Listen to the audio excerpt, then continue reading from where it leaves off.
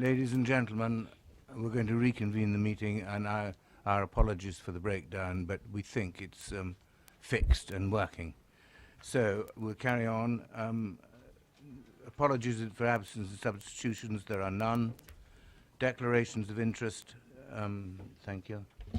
Thank you, Chairman. I'm declaring an interest on item 5, Knights Farm, Knights Lane. Thank you. I'll be leaving the meeting. Thank you for that. Urgent matters. We've no urgent matters. Thank you. Do you need to say?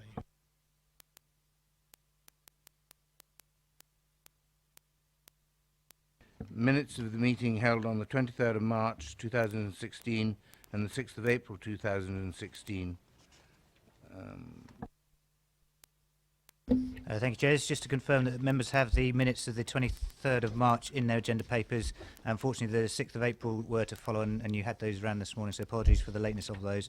You've also had the hard copies in front of you on the tables. Just draw members' attention to one item on the 6th of April minutes, which is that for item 5, which was land adjoining 27 Swan Street, Kingsclear, members may recall that that was a resolution to grant planning permission subject to further consultation with Hampshire County Council rights of way. That consultation was returned with no objection subject to a condition, and it was just to confirm members that in addition to the conditions you agreed at that meeting, condition 10 also says effectively requires details of signage to alert members of the public to potential hazards of vehicle crossing, etc. So that would effectively resolve that issue for that approval.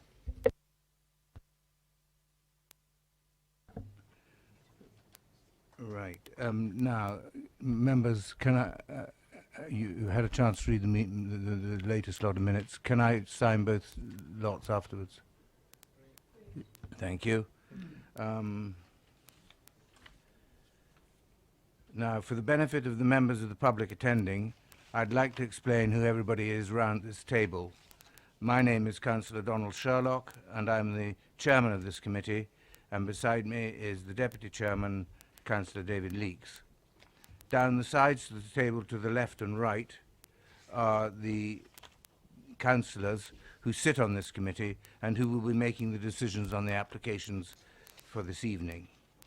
Immediately to my left and right are the officers who will be advising councillors.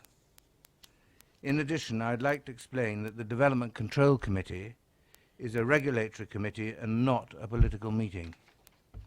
The committee will be looking at the evidence brought before it tonight and will make a decision based on planning reasons. We are guided by national and local planning guidance and policy. And we do understand that planning can be emotive and ask that there's no interjections, barracking, cheering or booing, and that everyone remains polite and professional throughout the evening.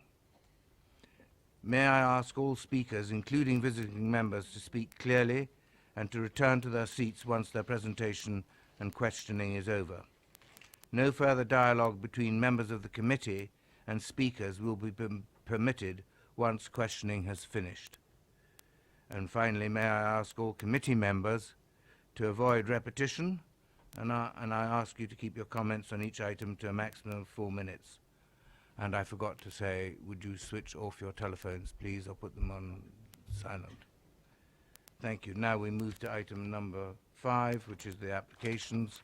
And the first one we have is number 1. Leamington Court, Newfound. And I have speakers in the form of Ms. C. Brown Williams and Mr. Fowler. And the officer presenting is Lisa Suden. And, oh yes, members, can we take both applications, this 1 and 2, together? Do I have your agreement to that? Agreed. Agreed? Thank you. Thank you, Chair. This is 2 applications, one for full planning permission and one for listed building consent for the partial demolition of the existing office building and the conversion of the remainder to form 7 residential units, together with an additional 6 units within the grounds, including parking, turning, landscaping and amenity space. Whilst the site lies out any defined settlement boundary, it's closely related to the settlement of Oakley, and therefore officers consider this to be a sustainable location.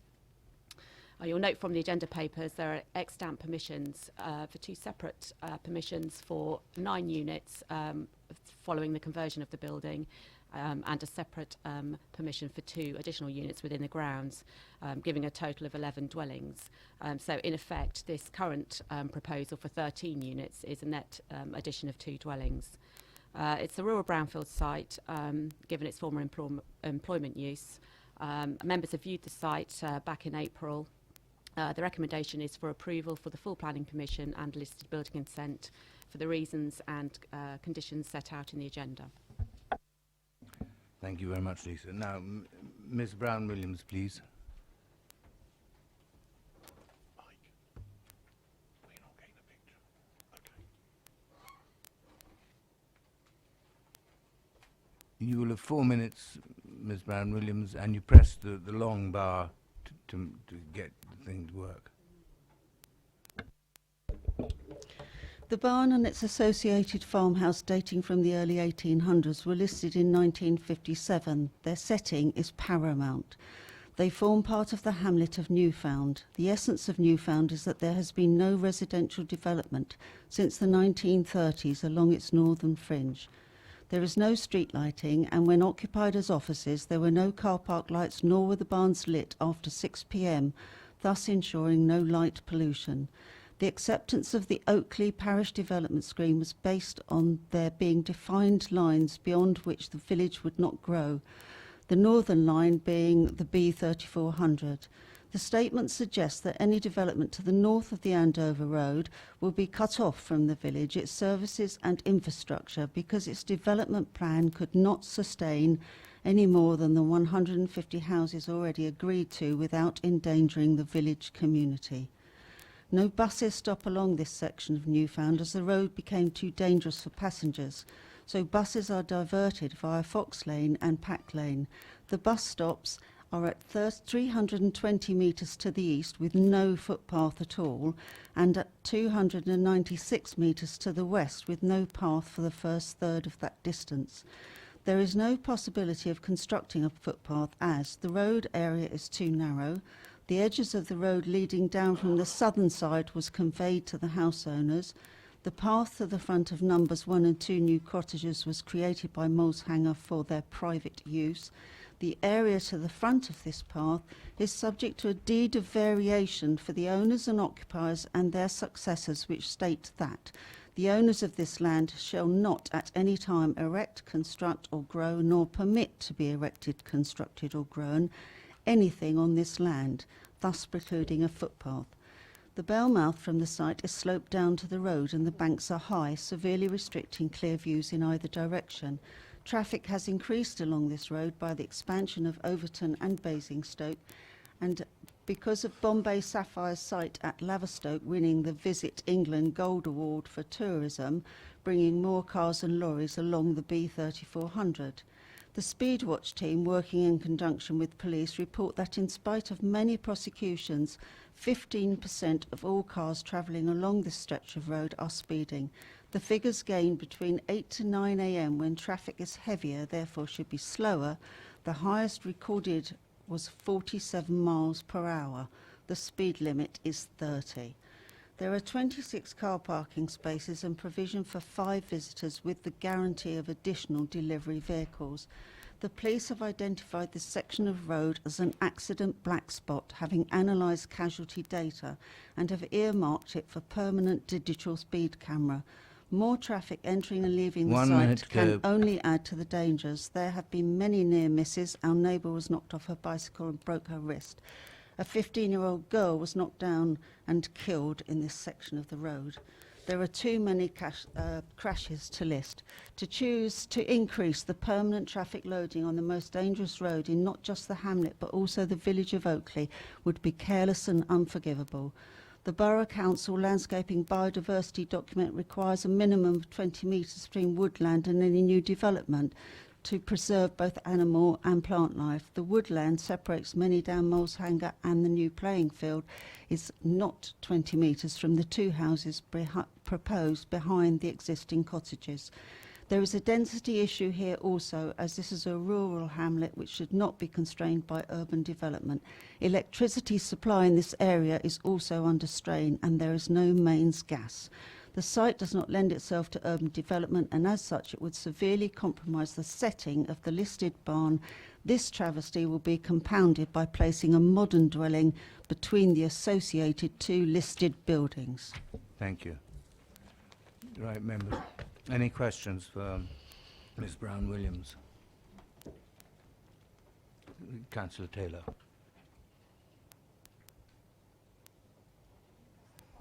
The what? The barn. Thank you. Only one at a time. You said that there's no possibility of having any extra footway along the B3400, but there is a condition that is actually suggests that there's the design for one of these has been agreed with HCC. You seem to be very sure that there's no possibility because of covenants on the land. Is that correct? You're absolutely sure about that? The owners of the houses on the other side, on the southern side of the road, all own. They've all said that that is within their curtilage. It was conveyed to them. And on our side of the road, we have not just the fact that it's owned by Moleshanger, but because we have this deed of covenant from the 8th of November 91, which says that nothing must be constructed on that area. Any more questions, members? In that case, thank you very much, Ms. Brown-Williams. Mr. Fowler.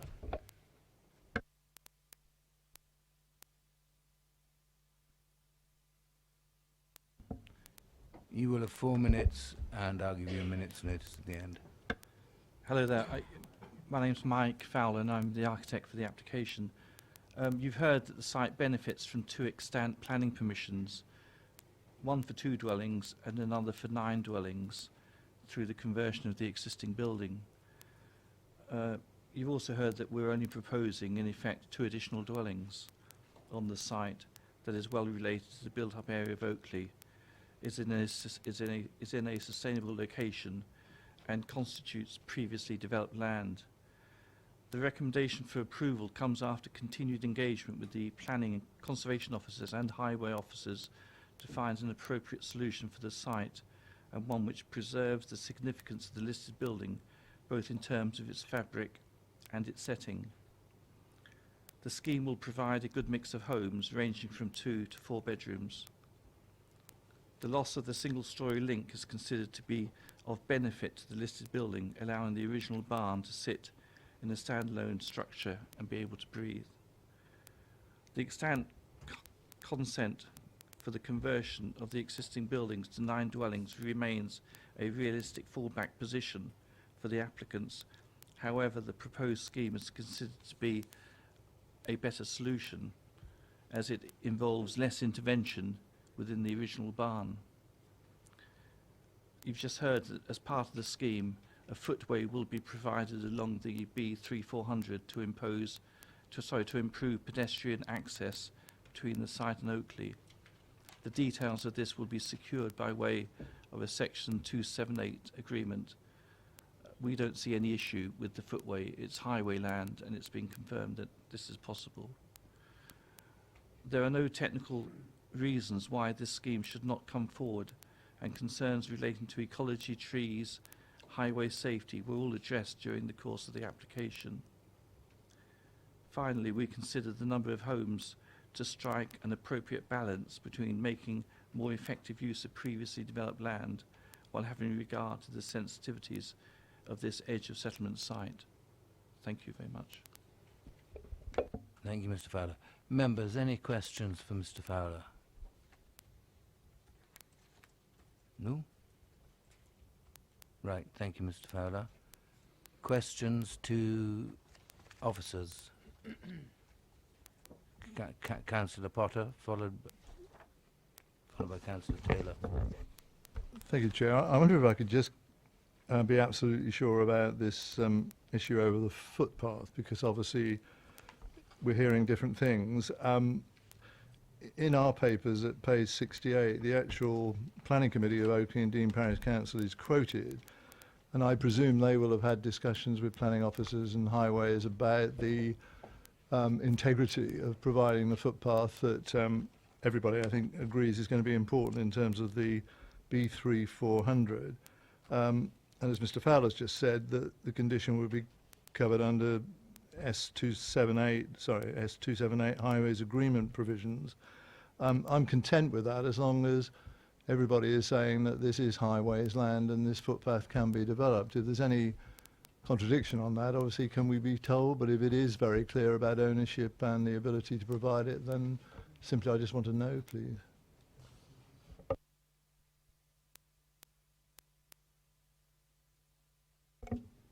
Chairman, my understanding is that the footpath can be constructed as per the extent permissions and the investigations that actually took part as part of those earlier applications. Councillor Taylor, did you want to ask? Any other questions? Debate? Do we have a proposal? Yes. As You're ward the councillor. ward Yes, councillor. Yes. okay. I'll just quickly say there were concerns originally expressed by the parish council, but as you see from your papers, they've now been withdrawn and they are satisfied with what we have now. As far as the listed building consent is concerned, I know the architect has worked closely with conservation officers, and so I'd have no problem with the design of the listed building, which can be greatly improved. It's, as you saw when you went there, it's not a particularly wonderful building anymore, so that will be actually quite nice to see it brought back into proper use. I do appreciate this development is going to cause nuisance and difficulty and a complete change for the residents of the two cottages that are just adjacent to the site. But new housing does that to people who live nearby, and I don't think there's much we can do about that unless there's a really secure planning reason for saying that it's going to disrupt their lives too much. Although this isn't part of the neighbourhood plan for Oakley, this site, we do recognise that these windfall sites are actually quite important in fulfilling the local plan. And this one doesn't, as far as I can say, adversely affect the village of Oakley by putting lots of traffic onto its roads, as a previous application, which we greatly regret, did and will do. But this one, it's not ideal, but then what site is ideal? I mean, the B3400 is quite a dangerous road to walk along, but at least there will be extra pavement here. There is a 30-mile-an-hour speed limit, and to be honest, if we're going to worry about this, we'll also worry about 3,000 houses appearing just down the road from here. So something obviously will have to be done to ensure that this road is safe with more traffic on it.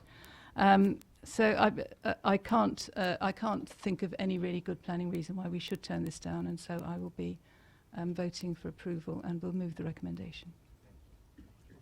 Thank you. And you second it. Thank you. I have a proposal for approval, proposer and seconder, for both applications. Are we clear about that? Yep. Good. Those in favour of approval, raise your hands.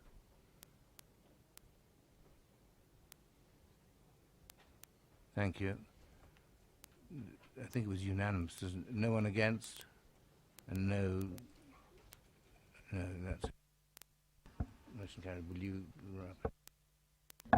So planning permission is granted for the full application with the conditions set out in the agenda, listed building consent also.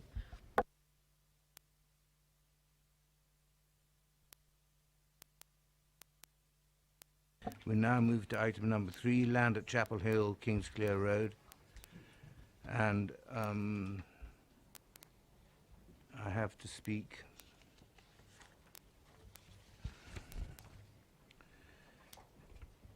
Anna Gillings, Mike Shepherd and Jerry Champion in support, and 2 ward councillors, Councillor Harvey and Councillor James. And it will be presented by Lisa Soden. Thank you. Thank you. This is a reserve matters application for up to 578 dwellings following the grant of outline planning permission back in January 2015. The scheme also includes the conversion of the White building, the Eli Lilly building, into apartments, together with open space, landscaping, layout, appearance and scale to also be determined. So this application considers all of the details relating to the site development. The commitment has been included within the 5-year housing supply within the new local plan, and the update sheet sets out that the applicant has provided a little bit more information with regard to condition 26 attached to the outline permission with regard to the remediation works undertaken to date. An additional condition is also proposed in relation to the construction phase of the development, requiring a site management plan to be submitted for approval, and that will include parking management proposals and waste container management. The application is recommended for approval for the conditions listed in the main report. Thank you, Lisa. Right, can I have Anna Gillings of Turley, Mike Shepherd of Sentinel, and Jerry Champion of Barrett Homes?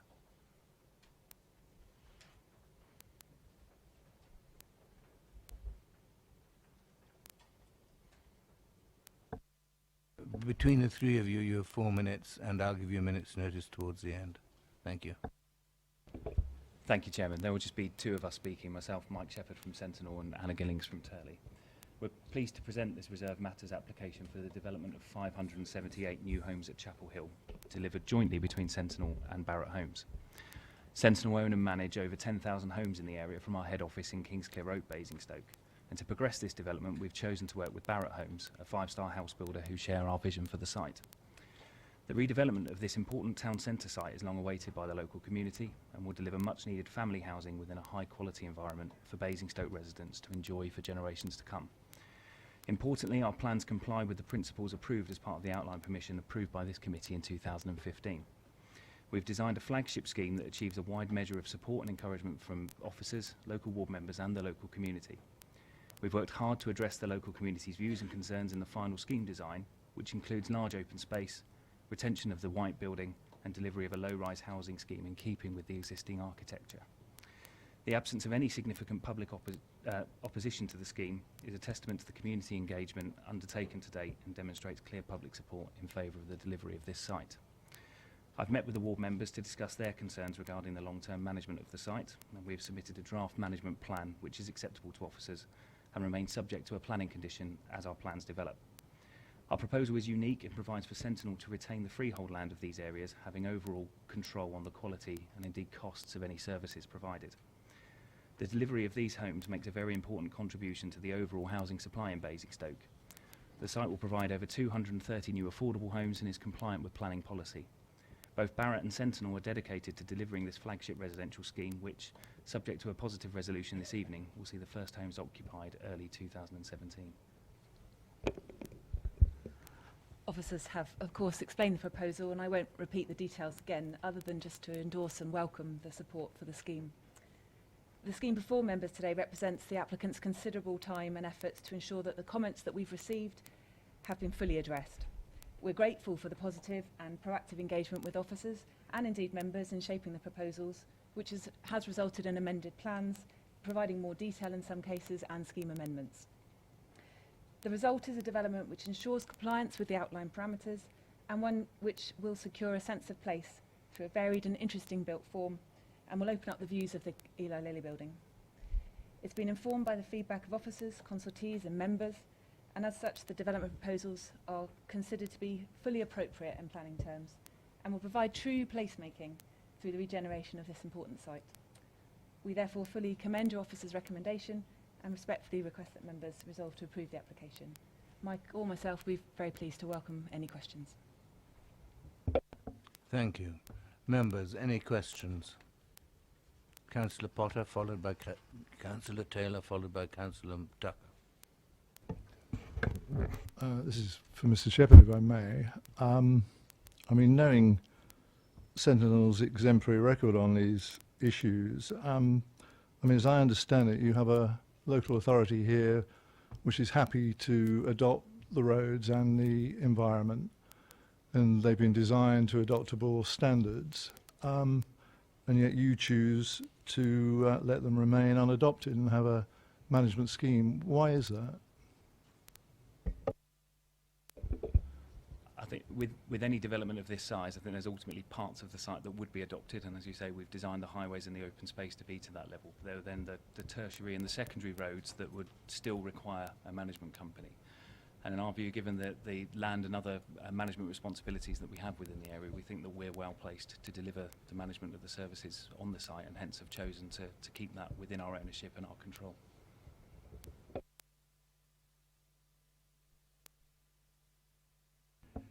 Councillor Taylor. It was really a similar question, just on that same subject.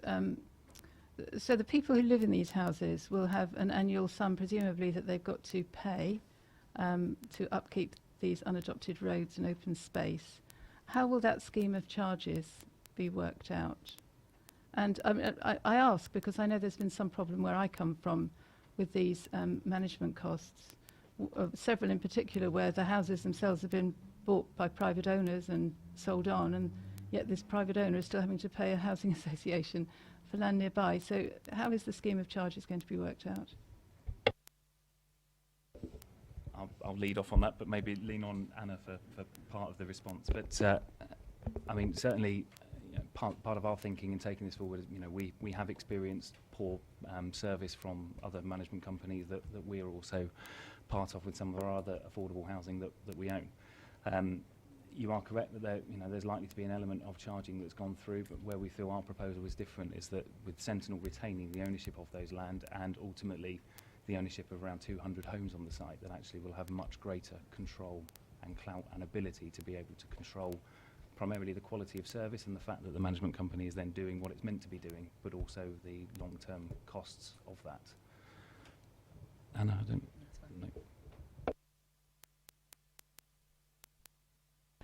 So you'll be just working out the costs and giving some breakdown of the charge. Presumably these costs are going to go up year on year. Do you have problems with people presenting rising costs each year for this sort of thing?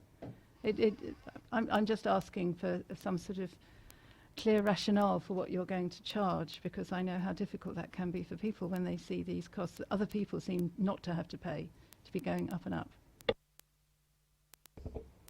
Yeah, I mean, I think in terms of the costing and the structure and the actual types of charges that may be levied through the development, there is a condition that we still need to work through quite a lot of the detail there as to exactly how that will work and what is chargeable and what isn't. But I think share members' concerns generally about other forms of management company that appear to just apply an annual levy of charging, and as I say, that underpins our intentions to the site to A, have the control, but also that certainty on any costing and bills out to the residents. Councillor Tucker. In our papers, there's a public observation letter of support, but inquiring as to whether any 4-bed shared ownership properties will be built. I wonder if you can confirm one way or another. Have you got one of the agendas? It's on page 137.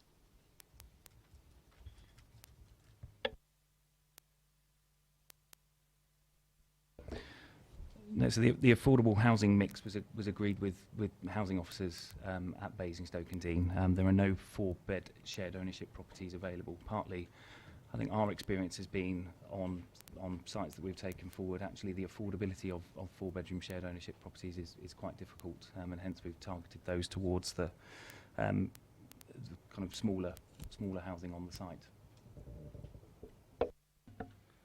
Any more? Councillor Tilbury.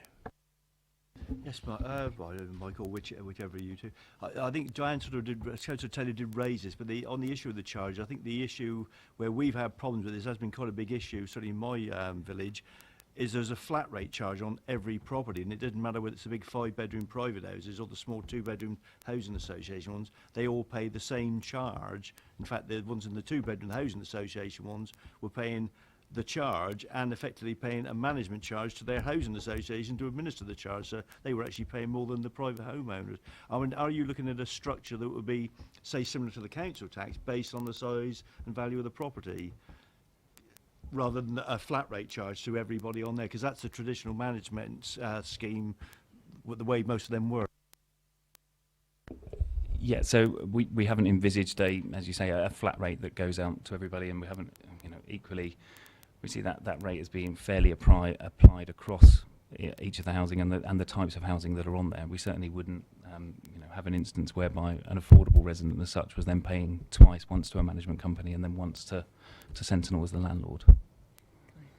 Just add that the suggested condition requires us to submit that parking management plan to the authority before we commence, so there is a greater level of control there for officers to help with that. Any more questions, members? No, in that case, thank you all three very much. Members, we move to questions to officers. Oh, sorry, visiting councillors.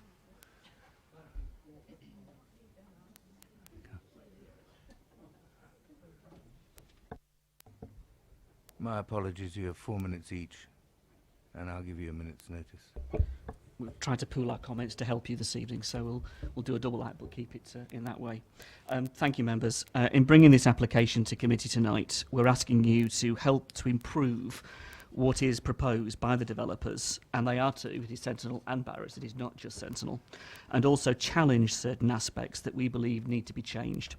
There are matters here that are material to the application and matters that we respect and not, but are nonetheless at this committee. And we believe very strongly this committee should have a view that will help us in our work on behalf of our future residents on this new estate. We know that matters we're raising here are important to colleagues in all parties and also across the borough. The material questions we have asked relate to the design of the flats and the proximity of the railway line, the aggregates yard, and the possible conflict with residential development, not in principle, because that is given, but in terms of mitigation and design. Also, the contamination of land and the need for clear and secure means not only of dealing with the immediate issues, but the security offered to future residents about the safety of gardens in years to come. We would like to major, though, on informative requests that we have made to officers and through the report to yourselves. These key issues relate to roads and the environment on site.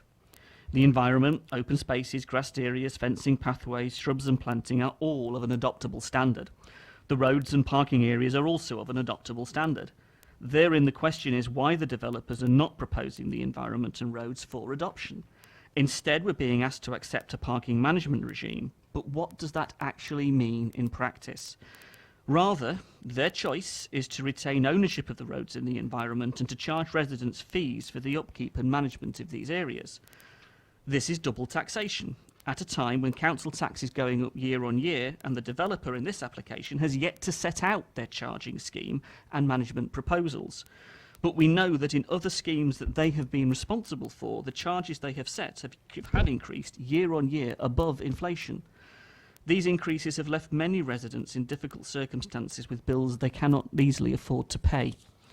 Sentinel may say with good reason that they have good standards and upkeep and care, but these are varied on the existing estates to new ones. The standard here will be set by a private owner and maintained through resident charges, which will be different per household depending upon what type of house you are living in. Private residents will face bills, while affordable households will face artificially higher rents to cover the costs. The danger with this is that it divides the community and sets up conflict between residents, private versus the affordable. We have already seen this in other parts of the town. Sentinel have suggested that people can come together to buy out the developer if they do not like the management regime. According to Sentinel, this ultimately gives residents the opportunity to terminate the arrangements and put in place their own measures on roads and highways. So in years to come, some residents could face a battle between those that want to move away from the management regime and those that could not afford to even if they wanted to. Buying out the developer is one issue, but also what process would be used to devolve the management? Is 50% plus one what they're looking for? Would that be acceptable? How do you achieve that? On top of that, would every resident be forced then to pay towards the buyout even if they didn't want to? The approach is the same for the wider management of the site, including the environment. And Sentinel and Barratt's may be happy for residents to take on the management themselves, but this is unrealistic given the scale of the development we're actually talking about here, and we do feel this is fairly disingenuous. In future years, when roads need resurfacing or fences need replacing or the garage areas need resurfacing, who pays those large sums of money that will be required? If this is the case, the developer is happy to sell out the management regime to residents, then why not simply hand it over to the council in the first place? The bottom line is here, we feel that Barratt's and Sentinel do not want to pay a commuted sum to the council. It's another part of the profit argument that we're dealing with here. It's another issue of cutting corners, and effectively our residents are going to lose out in the end, and we as councillors will be left picking up the pieces, trying to support them. Will you bring it to a close now, please? We're sharing We're sharing the other 4 minutes as well. Okay. We believe we have been really positive about working with Sentinel on this scheme, and we do agree with what Mike has suggested here. This issue, though, at the end has been quite a kick in the teeth, to be honest, because we have been so constructively working with them on a whole range of issues that, to be honest, have turned this issue and site from where Lemon Land were with this to where Sentinel now are totally different places, and we do commend Sentinel for that work with us and for working with our community. But let's just give you a couple of quick examples. If you're a private owner of a flat, you're going to wind up paying a service charge for the block of flats you're in themselves, a lease charge, a charge for the highways and parking, and a charge for the upkeep of the environment. And on top of that, you're going to be paying your mortgage and council tax. We know that housing is expensive. We know the issues are there in terms of home ownership, and these hidden costs are going to be serious in selling these properties to people who can actually afford them in the first place with the hidden charges within. In shared ownership properties, actually people are going to face a triple whammy, because they're going to face a rent with a charge included within it in the context of the affordable housing element. They're also going to face a charge within the private element that they also own as part of the property, on top of paying council tax. And that's council tax for services on top of what's already being delivered. You're paying for the same thing again, but not getting it. Breaking down the charges is going to be a serious issue. So when it comes to parking on site and the roads, they will not be officially adopted highways. We've got a commuter parking problem in Norden in the town centre. Sentinel know about this. If the highway is not adopted and there are transgressions on private land, then where does criminal enforceability come in all of this? If you've got small roads, where are the speed limits going to be enforced? How are you going to tackle the law of the road on roads that are not adopted on an estate of this size? It is an issue. We also need to tackle the areas of the private parking and how that will be managed between residents and visitors and those who are delivery drivers and so on. How is this site going to be serviced in that context?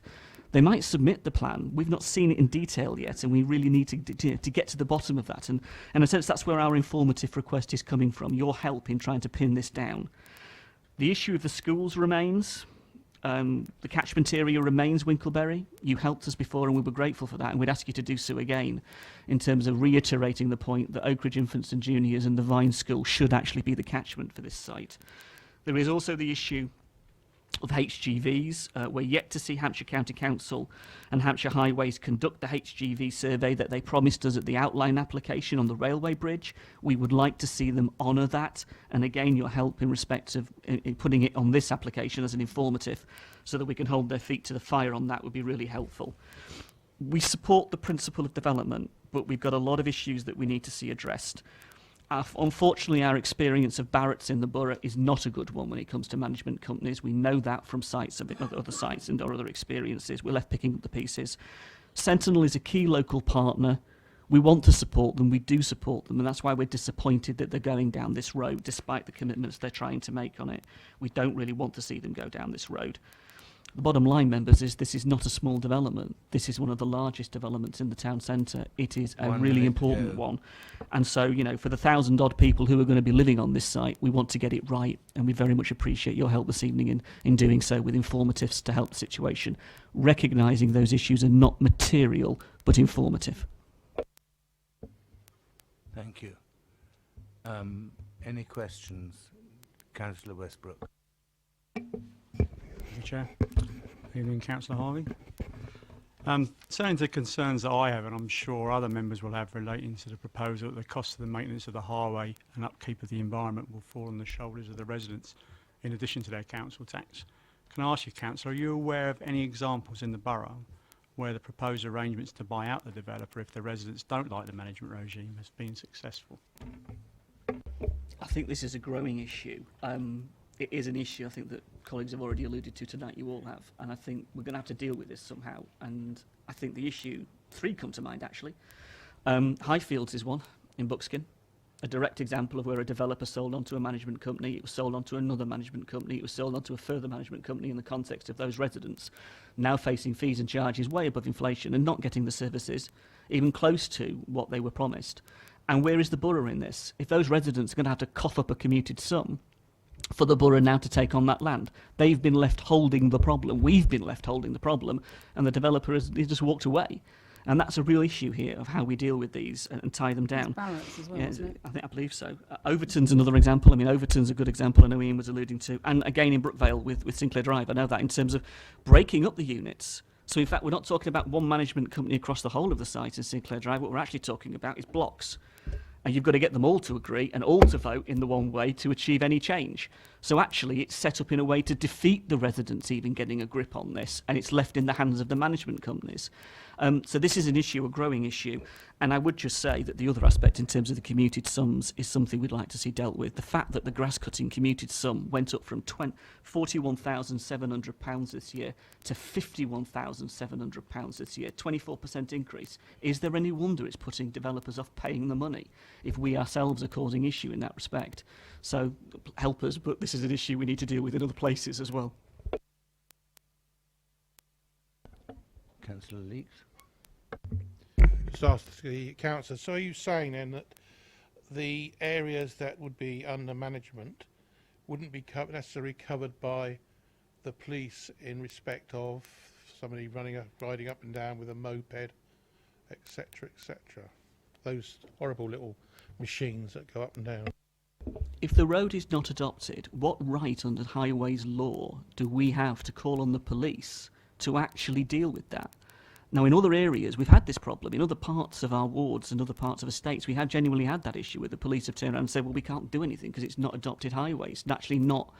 There are other examples where they can intervene on a community level of tackling it as an antisocial behaviour issue.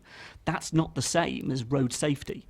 And I guess we just need clarity. We need to understand where we stand on this, which roads are being talked about in which respect, and the parking areas as well.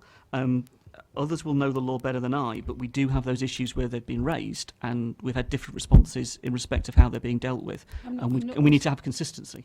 I'm not sure that it can even, in relation to enforcement, and we've raised this with Sentinel and had those discussions with Mike, our concerns. And in relation to clamping, I'm not sure even now that they can clamp. So we are aware that there is a major problem in our ward with commuter parking, and this is going to make an amazing car park. And if Sentinel as a landlord ends up having to enforce this type of action, I don't think that's a good relationship, and that's not what I would want to see from a landlord. Any other questions? Councillor Hood. Thank you, Chair. Good evening, Councillor. You've raised quite a few issues, but there's one issue you haven't mentioned, and that's a threat which may happen in the future, and that's about the building aggregates depot. Have you a view on that, or have you any update on that? Sentinel have worked with us and the community throughout in terms of the design on flats, and actually we welcome the changes they've made. I mean, they've made some significant changes here, and I think that's to be welcomed. The aggregates yard is going to be an ongoing issue. Sentinel are here first in that sense. Sentinel are getting in there first with this application. That has to have an impact on the aggregates yard issue, but the aggregates yard remains in the county council's adopted strategies as their chosen location. So the relationship there will be an issue in the future that we will have to grapple with. There is an objection. And there is an objection, but it doesn't stop this coming forward. Of course, it didn't stop Victory Hill when it came forward. It didn't stop Winterthur Way in that context. But it does present the issue for the residents in what they may have to live with, particularly if the freight line comes through the rear of the station and they continue to talk about the idea of the rail flyover that they're talking about near Gressley Road. If those sorts of things begin to emerge, then sites against the railway line of this scale present the issue, do the houses, do the design of the flats offer mitigation on noise and disturbance? And I think Sentinel have made some good progress there, but we need to be assured of that. And I think then there's the relationship, ongoing relationship, and how do we deal with complaints that will no doubt arise from this community when those aggregate yard becomes live and becomes a far more of an issue for us in the town centre. That I think is an issue. Why is the county council chosen an aggregates yard right on top of our town centre? Begs the question, doesn't it? Councillor Tucker, followed by Councillor Tilbury. Like you, I'm concerned regarding these management things. Do you know of any big development like this? I say big development because that's the only way of comparing it, that have not got these management things? It seems to be the trend at the moment, and I think the issue is here we have one of our key partners in Sentinel coming up with this. This isn't just a private developer in Barrett's. They are actually partnering in terms of Sentinel. And I guess this is where the issue now becomes live. If our key partners are going down this road, that presents an issue for us. Private developers are doing this, aren't they? And more. And if we're going to see the local plan fulfilled in all of these sites coming forward, then it's going to present such a massive issue for us if they will not pay the commuted sums because they're too busy focusing on the profit they want to take away from the site, and then we're left picking up the pieces years down the line, and it's our residents in the future that will suffer. I would much rather see the council be clear, strong in its view around commuted sums and trying to bring the developers to heel on it so that we do actually have the resources for our teams to do the job they need to do and the residents can have a standard to be expected. That is not to say Sentinel don't do a good job, because they do. That's not the point. It's not Sentinel and Trial here in respect of the service standards they offer. It's the principle of this and the context in which it sets this development. New Horizons in Oakridge, the other side of Oakridge, has a similar issue with some charging, but the way that Sentinel have gone about that development is a bit different. And actually, the positivity, the community element of that is coming across really, really well. So we've actually got two quite different examples, in a sense, even in our own ward, let alone in other parts of the borough. I think you got the, in Popley and different areas of the town, we've seen developments come forward where this isn't happening. So I think we can. I'm sure that you're all aware of the sites that you've given permission to, and then some of those are very large that haven't got management facilities going on. So I think that you need to be aware of those, and that they're obviously going to work for that community. So you must have given permission, and I'm sure that some on the way out to Kempshot Way. There's lots we can name that have got permission that haven't got a management charge. Councillor Tilbury. Thank you. Yeah, good evening. You sort of raised the issue of the aggregate charge. I think if that came along, am I right in assuming that Hampshire would deal with that as a planning, because it comes under their area, as he did with the asphalt plant we had recently near Mitchell Deverand, the one that was turned down, the other one there. So it isn't something we would control anyway, but the trouble is it is obviously speculative, but we think it may come forward. But thank you. The irony of the situation could be, couldn't it, that Hampshire have objected in part in terms of trying to hold their objection from the original, when Lemon Lamb came forward with their original proposals in regard to residential development on this site. It might well be that Sentinel and Barrett, for that matter, who, if they're still involved at the time, are left having to object to what the county might be doing for the county giving permission to itself. I mean, what a stupid position to find yourself in, to be perfectly honest. Any more questions? Okay, thank you both very much. Now we do move to questions to officers. Councillor Westbrook. Thank you, Chair. We've been asked by the ward councillors to consider the mitigation proposed by the applicant in relation to the issues of ongoing contamination and treatment of the land. I noted on page 160, informatives 4 and 5 relate to contamination in both groundwater and soakaways, but no mention of topsoil. It would seem a common sense approach, if possible, to add an additional informative as suggested by the ward councillors in respect of gardens to residential properties and for the long-term safety of soil and land for the future residents of the development. Is that something we can do? It's a condition on the outline application relating to remediation across the entire site throughout the phases. So that condition still bites in relation to this scheme, and already a number of reports and assessments have been submitted with regard to the demolition works. There's a second element with regard to construction phase, which will require further information to be submitted for approval by our environmental health team. But if members wanted to, further endorse that specific requirement with reference back to condition 26, then that could be attached. Any more questions? Councillor Tilbury. I think Councillor Tucker raised the issue of, how many areas have these sort of charges there. Well, obviously, if I look at the Overton ones, I flagged this up 2 years ago when we had problems with the Foxdown development where it came out there. Overton Hill, which was built at the same time, 99 houses, a larger development, masses of open space, no charges, nothing on that, like that on there. This is why it was a surprise that Foxdown, which very much piggybacked on the original one, dealt with Councillor, that. questions to... Well, that's it. Could the officers give us a clue as to how frequently this is coming up? Because we often don't know. I mean, I was unaware of it with Foxdown until it came out as a major issue from the residents, and it was hidden in the Section 106 stuff in those days. But we must be getting a bit of an idea now, how often this comes up. Thank you, Chair. In short, no, we don't know the statistics, if you like, as to which developments do or do not follow the management company route. The reason for that, I suppose, is that it's not part of the planning permission. It's not something that we can control by conditional planning obligation. So for that reason, effectively, we don't have sight of that.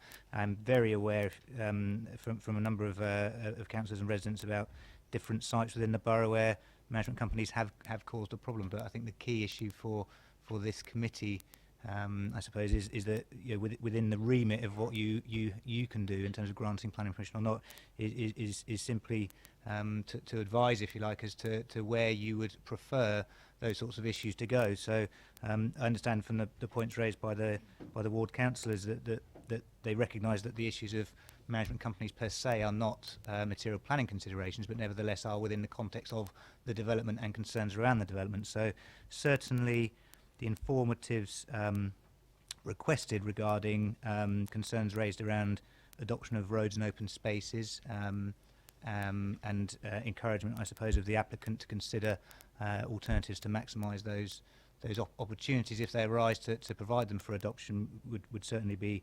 applicable. Similarly, I picked up in terms of concerns around how the car parking management plan might come forward under the conditions suggested in the update paper, condition 10. So an informative could certainly be worded to recommend to the applicant, and I'd stress that it is only an informative, so it can only recommend matters it can't enforce. Further engagement on that issue with the council and with ward members. Chair, if I may, just picking up on two other issues raised by the ward members, which I think are certainly, again, associated with the development, but not necessarily within the applicant's control, if you like. One is in relation to the sort of catchment areas, which I appreciate will become relevant to the original education contribution secured on the outline permission. Members may recall that there was a letter sent at the granting of the outline planning application requested by this committee to the county to consider school catchment areas, as I say, not a planning consideration per se, but nevertheless to raise that issue, and a similar approach could be taken, Chair, if a letter from you was considered the way forward to bring that issue back to the county as education authority. The other was in relation to the commitment for a feasibility study relating to the HGV movements on Chapel Hill. Again, members may recall that the resolution to grant planning permission on the outline was subject to further consultation with the ward members and the county and the chairman of committee at that time to discuss options, if you like, as to how that issue could be resolved. And what effectively resulted was a clause in the Section 106 on the outline permission requiring transport contributions to go towards a feasibility study. I'm aware that feasibility study has not taken place as yet, but the timings for it aren't triggered at this moment in time. So those clauses still stand. We could certainly, from an officer group, follow that up with the county in terms of reminding and asking for an update from the county on that issue. So I hope, Chair, that's helpful. Councillor Bound. Both points I was going to mention have been covered by Mike Townsend. Thank you. Any more questions for officers? No. We'll move to debate. Anybody lead it off? Councillor Westbrook, thank you, followed by Councillor Potter. Thank you, Chair. I mean, my feelings are the ward councillors have raised several important issues, many of which I have to agree with. We all know of residents who felt aggrieved by the ever-increasing management charges they're incurring on top of their council tax when the roads and open spaces aren't adopted. I understand from this report that these roads and open spaces will be made up to a standard ready to adopt, so you have to question why they wouldn't be. And in addition, the patchwork quilt of sections of highways and parcels of land whose cost to maintain affects households differently ends up splitting communities. Any informatives or initiatives that this committee can put forward to be proactive in this regard, I believe, should be considered. Ward councillors also mentioned the confusion over the catchment areas for the local schools, whether Section 106 money is still identified for Winklebury. I would suggest that we include an informative to ensure that this money is properly directed to Northern, as the children from the 578 dwellings on this estate will be attending the schools there. With ward councillors having a total of over 50 years' experience between them, I'm inclined to listen to their advice on matters such as this. Thank you. Councillor Potter, who's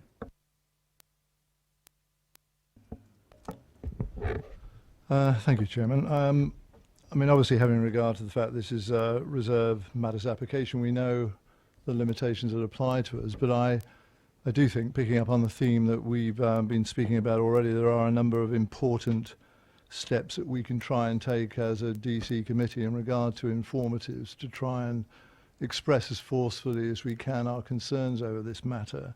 I mean, in regard to the position we find ourselves in regard to the possibility of unadopted areas, I mean, I don't really know whether Sentinel or Barrett's is driving that, but sometimes I think it's, you know, quite frankly, greedy developers who are not content with their profit that they make on the houses they're building in the first place, but want continuously to make further money out of the residents that live there, and that's regrettable. I mean, everybody's saying very kind things about Sentinel, but this particular approach disappoints me in regard to this development, and I think we've got to try and express as forcefully as we can our concern about it. I mean, I have no intention of suggesting we don't approve this application, but I don't support it in its present form, and I'd want us to say that we can't accept it unless there are appropriate informatives attached, really, and ask Sentinel to look again at the way that they're approaching this and see whether they are persuaded by some of the things we're saying here this evening to actually rethink the strategy that they've adopted thus far. I mean, my concern, like I think Councillor Tilbury has said, I mean, these things sound fine when you've got one of our partners like Sentinel involved in the first place giving these commitments, but to be frank, it's when they're sold on and sold on again to less scrupulous management companies that the problems really start to occur for the residents who live there. And from a council perspective, I mean, I know this is not covered by the law of contract, but as a council, we have a council tax system and we take money off people for the services that we provide. And in this case and elsewhere, we're not going to provide a proportion of the services that are part of that council tax provision. And in many ways, there's an argument, I think, for saying those residents should be discounted by the council. And quite frankly, we should seek to claim that money back off the Barretts of this world. It's probably not at all structured in the way that I should have expressed it, but that's the reality of what we're now facing, really, as we move into the future. And this is a prejudice to local authorities as well as the residents themselves. So it's a massive issue for us. But I think we really need informatives on, certainly, obviously, the adoption of the roads in the environment. We need them on the school catchment area, which is a complete anomaly, really. We're going to have literally hundreds of young people that are going to be generated by this development who are going to have to go to schools well outside of this area, Winklebury being the one that obviously has been mentioned so far in respect to the 106 provision. And this is an absolute nonsense, really, in regard to the way school education should be provided in Basingstoke. So again, a very forceful expression of this to the Education Authority, I think, is appropriate.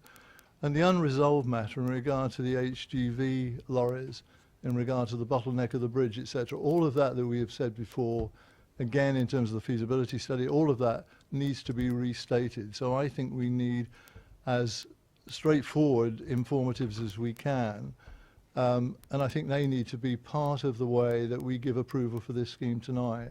And I hope the committee would join with me in saying that there are, you know, very genuine concerns and 3 or 4 informatives which we would like to see attached to any approval that we may give. Sorry, subject, of course, to other comments from the committee here this evening.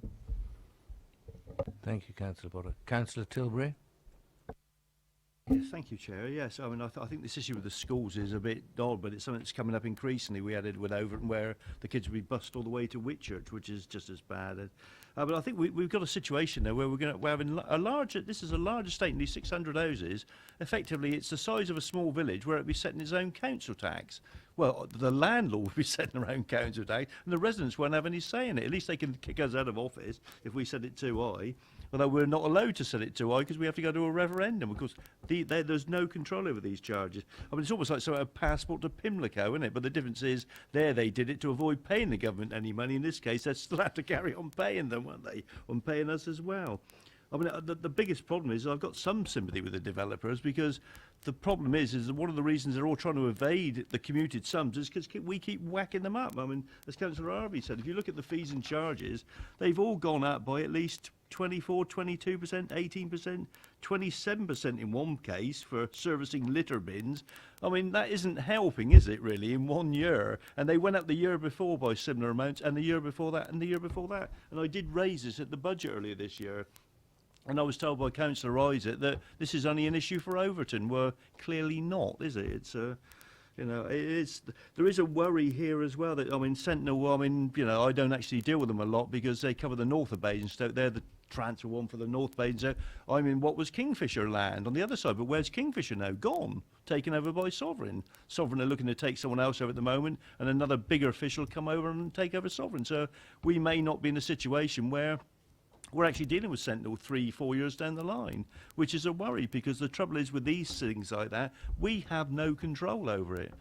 And that's the real concern with these things, that we're creating these sort of states within a state, effectively. It's a privatisation of public space, effectively. We're creating, you know, it's almost not like a gated community, but it's an area where these people are sort of got no control over those things. I mean, it sounds like a better system that they're talking about for Sentinel, where that they would run it, but rather than, say, a management company, which is, you know, a sort of separate business altogether. But, you know, there's no guarantee of that in the longer term. As I say, for enforcement, police, what happens when our bin lorries go down the road? What happens if they have an accident there on a private road? There are all sorts of issues. We've had this problem in Overton where road to the station isn't adopted. We can't go into all those. That's it, you know, but that's the problem. You end up, you're moving into a separate, you might as well be leaving the country. It's sort of Brexit, isn't it, but in Basingstoke. Okay. Thank you, Chair. Right, thank you. Councillor Hood.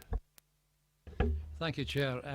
First of all, can I say that how pleased I was that Sentinel and the officers of the borough, along with my two colleagues, have spent many, many hours over the last year to come up with a scheme which is at long last acceptable.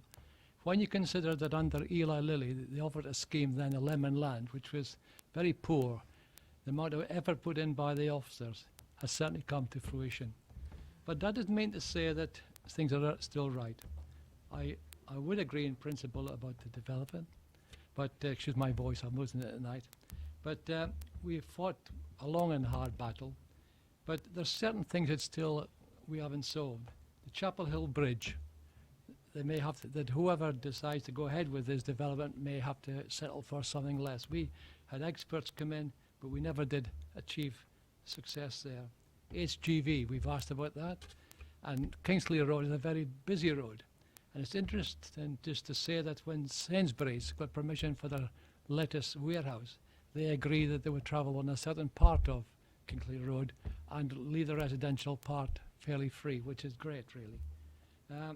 School catchment areas, it's embarrassing to look into that when you've got a school which was within half a mile of this development on a straight line, and yet they would suggest to us that we should put our children, little toddlers, to go to Winkleberry, which is 1.4 miles away, crossing two busy roads.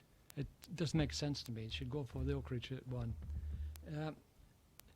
What we also need to look at very seriously, and everybody's spoken about it, is adoption of the line. Informatives must be part of the planning application. I think we should sit down tonight and ensure that all the interested parties are aware of what's going on, what we need to achieve the success of this scheme, and I think that should be part and party of the condition of voting for approval tonight. Thank you. Right. Councillor Tucker. Really informatives. It's a splendid idea to have a whole lot of informatives, but they're not legally binding as far as I understand it, like conditions. And it really worries me. We seem to be adding all these things on that we feel very strongly about, but they're not enforceable. Mr. Townsend. Okay, yeah, just to reiterate, I suppose you're absolutely right, Councillor Tucker. They're not enforceable. They're not planning conditions or planning obligations. As I mentioned, they are informative notes to the applicant. That's the basis on which they're drafted on a decision notice. As I mentioned, I'd certainly suggest that informatives relating to matters that are within the applicant's control, if you like, are appropriate for informatives. So that's relating to the adoption, the car park management plan production, and the point raised by Councillor Westbrook regarding contamination and the relationship back to condition 26. I would suggest, however, that the issue regarding education catchment areas is a matter for, as I mentioned, Chair, a matter for potentially yourself to write to the Education Authority again, because it's not within the applicant's control, if you like, that issue. It is a matter for the county, but nevertheless the issue could certainly be recorded in the minutes of this meeting. And similarly, in relation to the HGV feasibility study, I think that was best directed as a letter from officers on that, in relation to chasing up the outstanding obligation, which is included in the section 106, but as I say, the triggers for that haven't been met at this stage, but we can certainly progress inquiries on that as to where Hampshire are. So it would be 3 informatives, if you like: a letter from the chairman on the education issue, and a letter from officers regarding the feasibility of the HTV issue that I would suggest, Chairman. Does that, do we get agreement for that? Do you support that? Councillor Potter. Seek your advice, Chair. I mean, while I've been sat here, scribbled a form of words, particularly in regard to the non-adoption of the roads and environment. And could I just try it on you? And I mean, if it's the sort of form that informatives take, then somebody will say yes. If somebody says no, then the officers will correct it. But I mean, I think what we need to be saying, and I made it clearly, I'm not seeking for the committee, if it chooses not to approve this application, but for it to be conditioned by, sorry, inverted commas, the informative about the things I've mentioned, and to say this committee does not support the developer in this application in its decision not to offer the roads and the environment on site for adoption. We are concerned at the impact of private management service fees and charges on future residents, and we recognise the concern expressed by members about the issues of double taxation. We request that the developer does offer the environment and roads for adoption. I mean, I know it's probably got a couple of double negatives in it in part, but that thrust, I think, is what I think we should be saying, if I may be that presumptuous. And that's what I'd like the informative really to cover. Please. Thank you.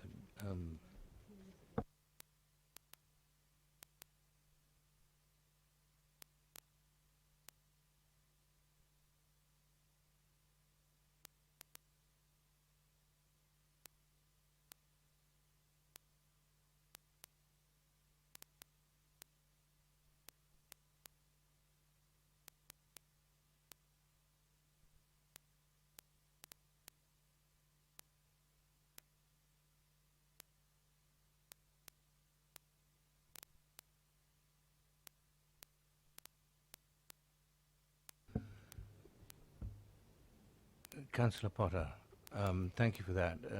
We rather feel that we ought to leave the actual finalising of the wording to later.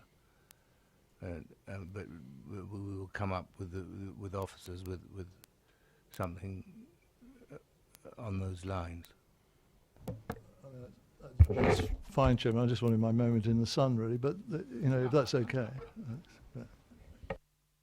Good, thank you. Now, any more?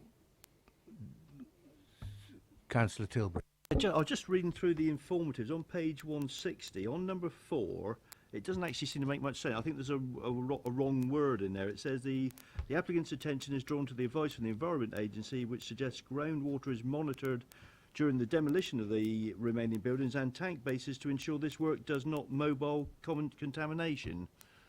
I think I don't know what the mobile's doing in there. It does not. I think it's something means something else. I suspect it's. Oh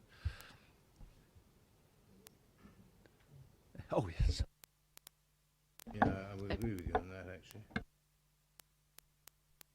I think mobile means move, so i.e. that doesn't shift any contamination. That was drafted by the Environment Agency, so that may be a phraseology that they use, but if you want that altered, I think mobile means, yeah, move in this case.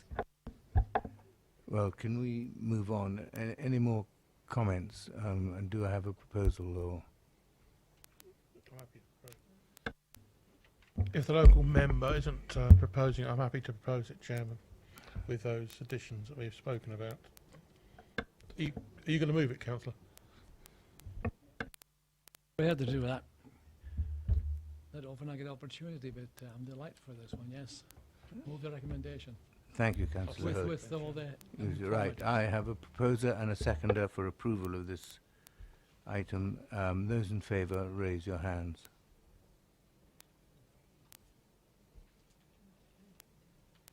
I think that's unanimous. There's no one against and no abstentions. Thank you, Lisa. Will you... So the application is approved with the conditions set out in the main agenda, together with the number of informatives as discussed throughout the debate.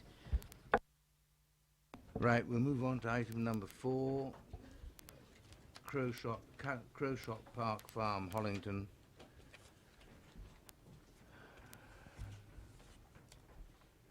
And I have in support Mr. Todd, and the ward councillor, Councillor Faulkner, has left.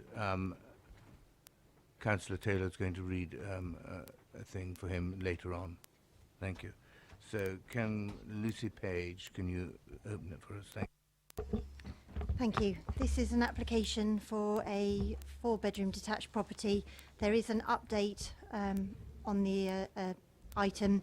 There was a viewing panel previously on the 1st of April in relation to this application, and there's an updated block plan. The initial block plan on the main agenda paper on page 138 incorrectly actually shows the original submission. The scheme has since been amended to try and resolve some of the initial concerns.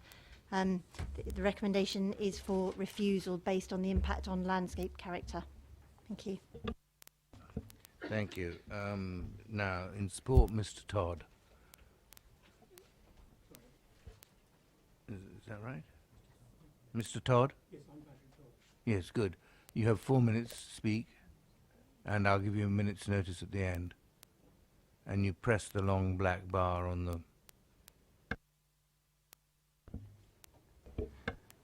Thank you.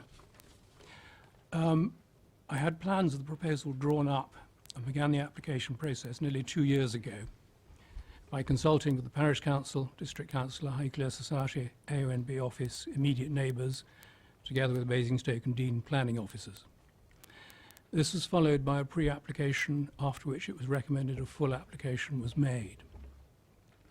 The simple premise was that the removal of nearly 10,000 square foot of unsightly, utilitarian modern barns and stabling would enhance the AONB by improving the visual amenity and landscape character. The benefits were confirmed by Mr. Lord, planning advisor to the AONB. The proposal to replace the modern buildings was then reduced and modified to a four-bed medium-sized house with garaging and stabling compatible with the Highclere VDS. The land and stabling has been used for horses for at least 18 years, includes an 18-stable American barn and 2 foaling boxes, all purpose-built for equine use. This was detailed in application BDB 68408, both in my statutory declaration and in the officer's recommendation. This clearly confirms the brownfield status. The site also includes garden land, now brownfield land, under a recent High Court decision, avoiding the need for any new amenity land. 2 recent decisions within 250 metres, application 14-00233-full for a new house replacing a modern barn adjoining the Shealing, and appeal APH/H705/313311 on the Andover Road for 2 new houses, further detailed the sustainability and lack of harm to and acceptable of new buildings in the ONB, and this is not an isolated site. This proposal reflects the character and style of development in the immediate Westridge area, which does not follow any set pattern. The present barns and stabling are an unattractive dominant feature in a small, intimate landscape, which would be improved by substitution with a smaller group of well-designed buildings in accordance with the Highclere VDS, and which will enhance the AONB. Thank you. Members, any questions for the gentleman? Mr. Todd? No? Thank you, Mr. Todd. Thank you. Now we have got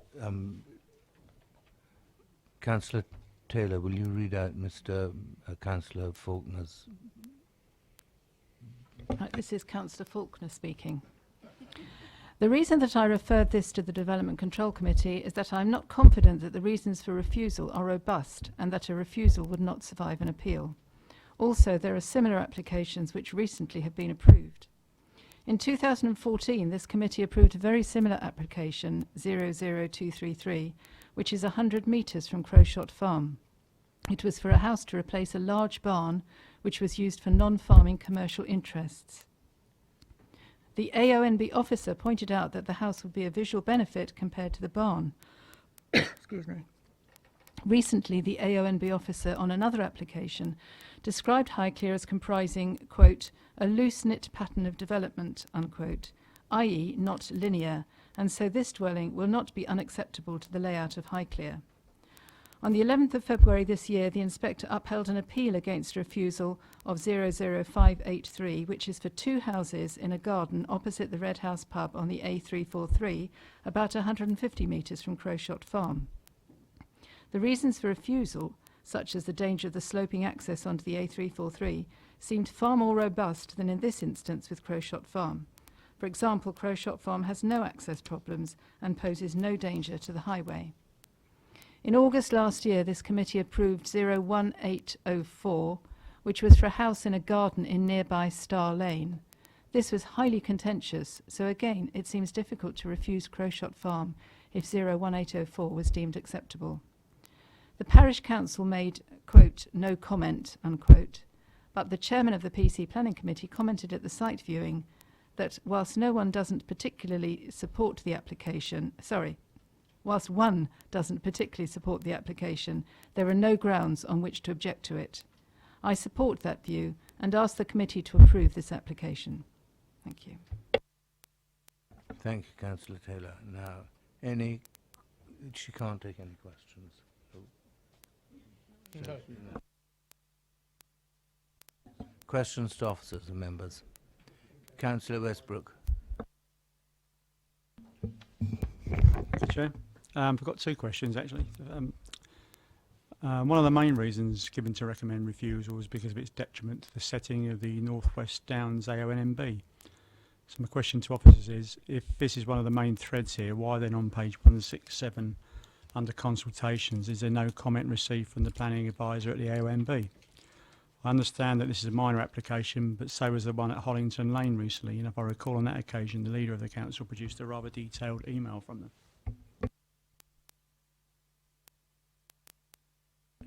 Okay. On page 172, paragraph 1, it states the decision to grant the certificate of lawfulness relates only to that land within the red line. Do we know what percentage of this application is within that red line? It's not very clear in the report, so if you could sort of show us.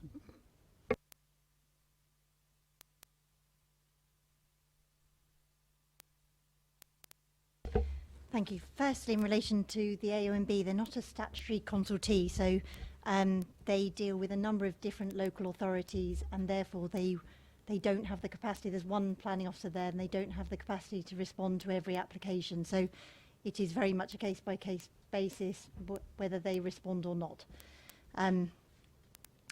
In relation to whether it is detrimental or not to the character, we do have landscape officers who are, professional landscape officers to comment on applications, and whether or not the AONB office has responded doesn't lessen the impact. If the landscape officer, has made a professional judgment, that is no less of a comment than if the AONB office had responded. Sorry, the second question, thank you. On page 172, the red line location on the certificate was drawn around the original, the dwelling house that's now had the lawful development certificate issued on it, which enabled a dwelling to be not occupied by people employed in agriculture. It's rather too many knots, sorry. Any other questions for officers? Right. Debate. Do I have any proposals? Any comments?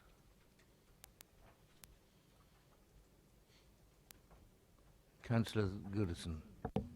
Thank you, Chairman. Well, I was quite impressed by the comments made by the local ward councillor through Councillor Taylor, and in the light of that, I'm happy to propose approval of this application. Thank you. Thank you, Councillor Hood. Right, now, reasons for approval. I would use the reverse of what's already on there, actually.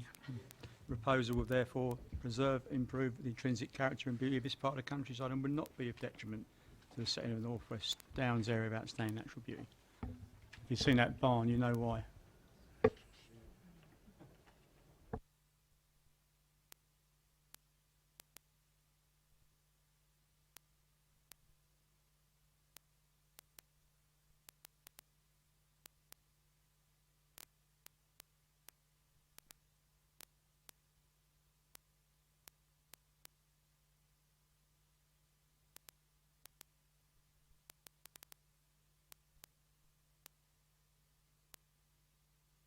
Thank you, Chair. So just to clarify, the reason for approval given is, as Councillor Westbrook set out, on the basis that the development would preserve and improve the appearance of the site, particularly taking into account the existing buildings on site, and therefore would be in keeping with the character of the AONB. That would be the sole reason for approval, Chairman. Thank you. Right, I have a proposer and a seconder for approval. Those in favour?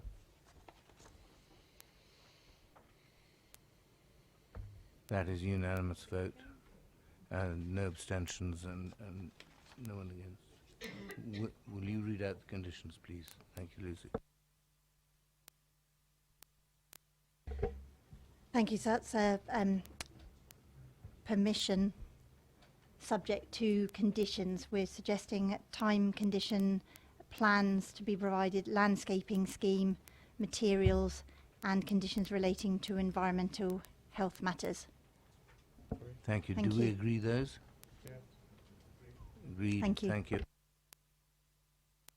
We move on to item 5.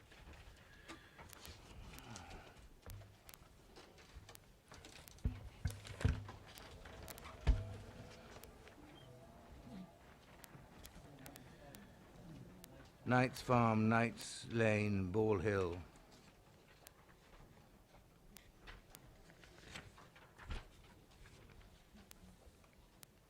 And I have 3 speakers, Mr. Johnson objecting, Catherine Miles in support, and the ward councillor, Councillor Sanders. And it will be introduced by Lisa Sadden. Thank you. Thank you, Chair. This is a full application for the demolition of the existing commercial buildings on the site and its redevelopment with 6 dwellings, together with the creation of a new access and alteration of existing access to Knights Lane. And there's a small area of land for the change of use of agriculture to residential and vice versa. Members have viewed the site, as noted on the update paper. We've also had an additional consultation response from the housing officer confirming that the plans now demonstrate compliance and acceptability with regard to affordable housing provision, and making reference to an amended plan in relation to one of the plots, and therefore condition number 1, which is in relation to plan numbers, has been updated. This is a countryside location within the area of outstanding natural beauty, and it's also previously developed land. So the main policy consideration here is with regard to rural brownfield sites. The report, as you'll note, recognises that the site is in an unsustainable location, but weighing against that would be the environmental improvements with the removal of the existing commercial use, which is completely unrestricted. The other benefits would be the provision of 2 of the units for affordable housing requirements, and obviously the environmental benefits itself. The recommendation is therefore for approval, subject to the completion of 106 agreement to secure the affordable housing provision, and subject to those conditions listed in the report. Thank you, Lisa. Mr. Johnson.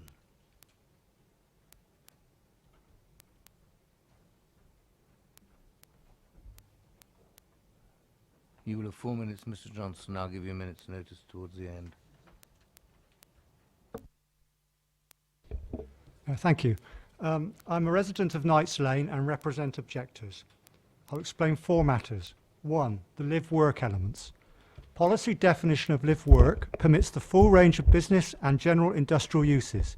This would not be the small-scale office-bound activity the title would imply.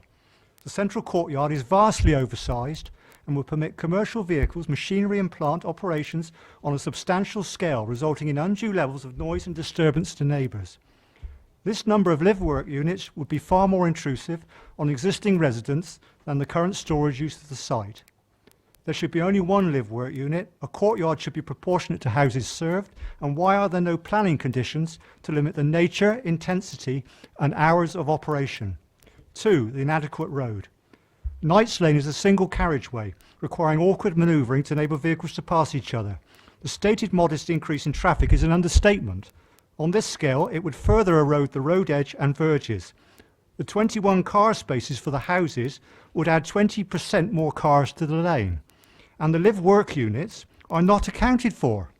The applicant's trip generation figures simply assume residents would work at home when in fact they would be coming and going during the day of employees and local trades, vehicles, some with trailers, as evidenced by the current tree surgery business using the site. Existing residents should not have to be burdened with the resulting increased manoeuvring necessary or suffer the deterioration in the appearance of the lane. 3. The affordable housing. Under the new local plan, any need for this must be a local need and not on a borough-wide basis. It is illogical to not apply this when great weight must now be attached to the local plan as it is sound and is about to be adopted. There is no proven local need.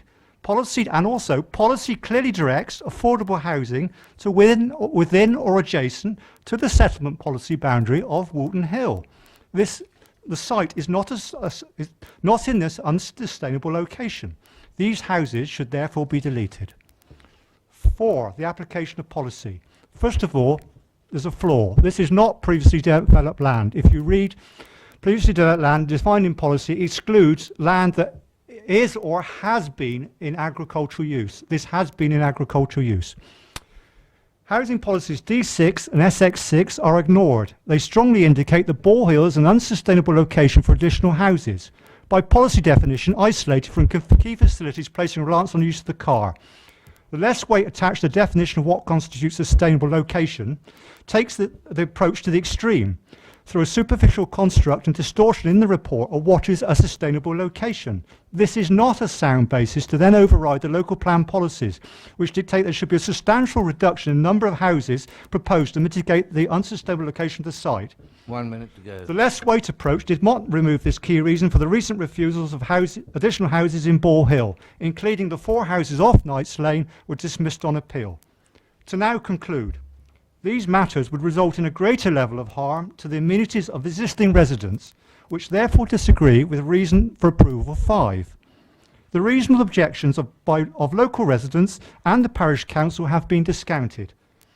Residents would, in summing up, to address the unnecessary live-work and increased traffic burden placed on existing residents, the number of houses and live-work units should be substantially reduced.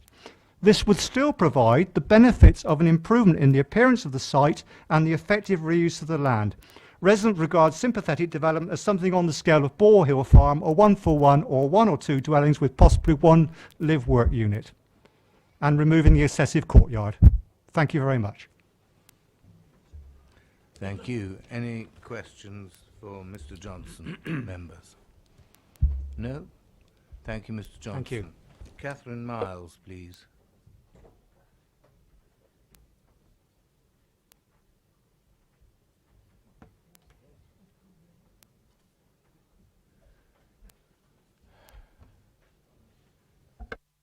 Ms. Miles, you will have 4 minutes, and I'll give you a minute's notice. Thank you. Okay. Thank you, members, for allowing me the opportunity to speak to you today.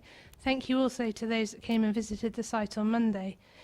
In January 2015, we submitted a pre-application to the proposal to the Council for the erection of 7 dwellings on this site, following the demolition of the existing 9 lawful and unrestricted B8 storage buildings. Whilst that scheme was considered by your officers too suburban in design, it did recognise that the site constituted brownfield land where its redevelopment would be supported in principle, subject to an appropriate design and density being achieved. In commenting on the pre-app, your urban design officer suggested that a scheme which took on the appearance of a group of converted farm buildings, which might have historically related to the existing farm, might be more appropriate to this rural context. After careful consideration of those pre-application comments, this application was submitted in October 2015. The proposed development for 6 dwellings has been designed to reflect a traditional farm courtyard, with the dwellings purposely designed to appear as a group of converted barns, and in this regard we have taken on board the advice of your officers. The threshing barn, which is labelled as H4 and H5 on the plan, would be a traditionally constructed barn with half-hipped roof and clad externally in timber over a brick plinth. The central gable uses glazing where the original barn doors might have hung.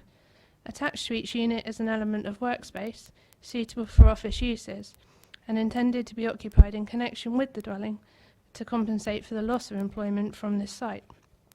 Unit H6 is the principal dwelling within the group, incorporating an attractive brick and flint garage under a slate-tiled roof, which provides an element of separate workspace. The main house will be well-proportioned home, providing accommodation suitable for families. 3 small units, 2 of which could be affordable, are proposed within the stable. The stables have been designed in an L shape and include an element of single-storey accommodation. These units will appear as converted brick and flint stable buildings. During consideration of this application, your officers made several comments which resulted in further revisions to the scheme. Changes have been made to reduce the size and scale of several units. We've reproportioned the garden sizes. Following consideration of those plans, there's now no objection from the highways, landscape, tree, ecology or design officers, and of course the planning officer has recommended approval. We consider that the site isn't isolated. It is situated along a lane that does have a distinctive residential character. The site is also viewed in the context of existing residential development. We consider that the proposals would represent a notable visual enhancement due to the removal of the existing unattractive buildings and the erection of high-quality new homes, compatible with the rural environment. The proposed development would not have a significant impact on the landscape character or scenic quality of this part of the A&B, and through the proposed landscaping scheme and the detailed design, we consider that the impact of the proposal, which is limited, would be successfully mitigated. The site is previously developed land, and therefore its redevelopment is supported by the framework and the planning policy system. 1 minute to go. Thanks. The proposed development would remove the impact of HGVs and vans from the lane and wider village roads, thereby reducing noise and disturbance to local residents. The type of vehicle movements associated with this proposal will be more compatible to a rural lane. In summary, we concur with your officers that the redevelopment of this B8 commercial storage yard, the removal of the existing buildings, would encourage the effective reuse of land that is not of a high environmental value and that has been previously developed. In conclusion, the proposal represents a sustainable form of development which will contribute to boosting the supply of housing within the borough without an adverse impact on the character of the area. We have worked with your officers prior to and during the determination of this application, and we consider that the resultant scheme is of a high standard of design which responds to the local context, and we therefore hope you agree and can support the scheme. Thank you. Thank you. Members, any questions to Miss Miles? Councillor Potter. Hello, Miss Miles. Could I just ask you a little about the live-work units? I mean, clearly it's difficult to anticipate exactly why it might happen in the future under any arrangement. In terms of the design and planning stage, what's your thesis about what type of units these will be and what type of activity will take place there? Okay, within the scheme there are 3 live-work units that are H4, H5 and H6. And as you can see from the floor plan actually that's on the screen now, the actual office space is very small. It's 30 square metres. So it's a limited amount of floor space. We consider it's entirely appropriate for an office. It's a little bit perhaps more than a home office. It is somewhere where somebody that's perhaps a sole trader that is looking just to have that separate bit of space from home, but still connected close to home, could work in the form of a small office unit. We don't envisage that amount of space would attract someone that's going to need to employ potentially staff to commute to the site, or that would have a business that would generate such a need to have traffic movements going to and from. In fact, probably having live work will cut down the amount of traffic because you're cutting down the amount of commuting. Any other questions for Miss Miles? In that case, thank you, Miss Miles. Councillor Sanders.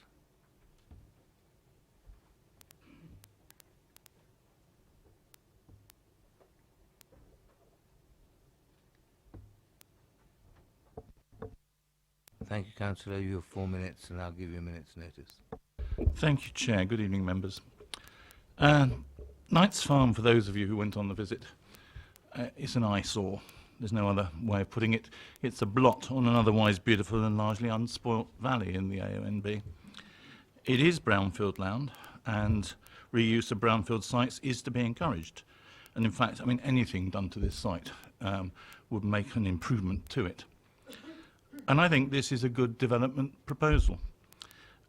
The proposal would seem to me to be architecturally in keeping with the surroundings and inventive in its courtyard configuration. It would add, not detract, from the rural scene, and it's also got a good mix of affordable and larger accommodation. And by virtue of its reasonable proximity to the telecoms cabinet in Ball Hill, it should provide fairly high broadband speeds, making it suitable for work activities as well. However, it is outside of the settlement policy boundary. The main people affected by the eyesore on a daily basis are actually the owner of and the family who themselves, I mean, who could clean it up if they wanted to. With a 5-year land supply now established, with the local plan carrying weight and East Woody having already meted its housing requirements under the plan several times over, there is actually no need for any additional housing in an unsustainable area. And there have been not 1 or 2, but 3 recent decisions by this planning authority in the last year or so, one of which was reinforced on appeal, refusing development because Ball Hill is not a sustainable area. And the inspector said, whilst it's acknowledged that the proposed dwellings will be within an existing cluster of dwellings, and therefore not be isolated in terms of their immediate location, East Woody continues to have limited services and distance and restricted accessibility to the services in other villages and centres is such that the site will be considered to be isolated and the development is unsustainable. This view is also considered to be consistent with another application for 4 dwellings that was refused. The current occupant of the site, which, not to put too fine a point on it, is probably best described as a pile of junk, does not need access to local facilities and services, but families living there would do. Now, no 2 applications are ever the same, and each has its own balance of considerations, and because one decision has been made in one case doesn't mean to say that the same one has to be made in another one. The question in this case is whether the improvement to the landscape that this development would undoubtedly bring, and the provision of a good mix of attractive additional housing, albeit unneeded housing, whether that outweighs the principle of not permitting residential development in an unsustainable area lacking in services and facilities, which is a policy to which this planning authority has steadfastly adhered up until now. 1 minute to go. Thank you. There's then one final technical point, if I may. It is unclear from the report what is exactly being recommended for consent. Is this a residential consent, in which case what are the limits of business use allowed in the work-live spaces? Alternatively, should there be a separate consent for business use in these spaces, and if so, for which classes? Can I draw your attention to the fact that the garages are adjacent to the live-work spaces, offering both the possibility of significant business use expansion and even separating off those spaces from the residential areas? If you are minded to approve purely for residential use, could you consider to set other local residents' minds at rest? There should perhaps be a condition clearly stipulating the scale and type of work use that is permitted before change of use will be required. That would at least prevent them having the double whammy of increased housing and continuation of commercial use. And there will clearly be rating and tax implications. The report is silent on this issue, and maybe the committee may wish to seek guidance from officers on it. Thank you for your time. Thank you, Councillor. Any questions for Councillor Sanders?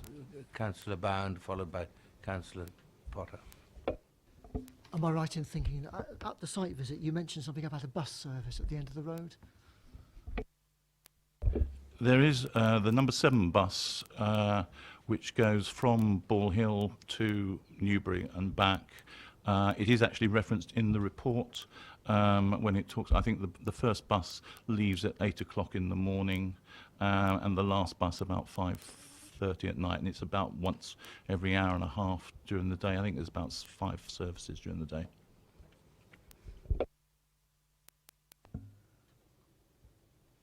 Councillor Potter. Hello, Councillor Sanders. I just wondered whether you could help me out. I mean, you've put the views for and against very clearly, but coming off the fence, I mean, are you asking us to approve or reject this application? I'm simply seeking to make sure that the balance of issues is properly put before the committee. I don't think it's my job to make your decisions for you.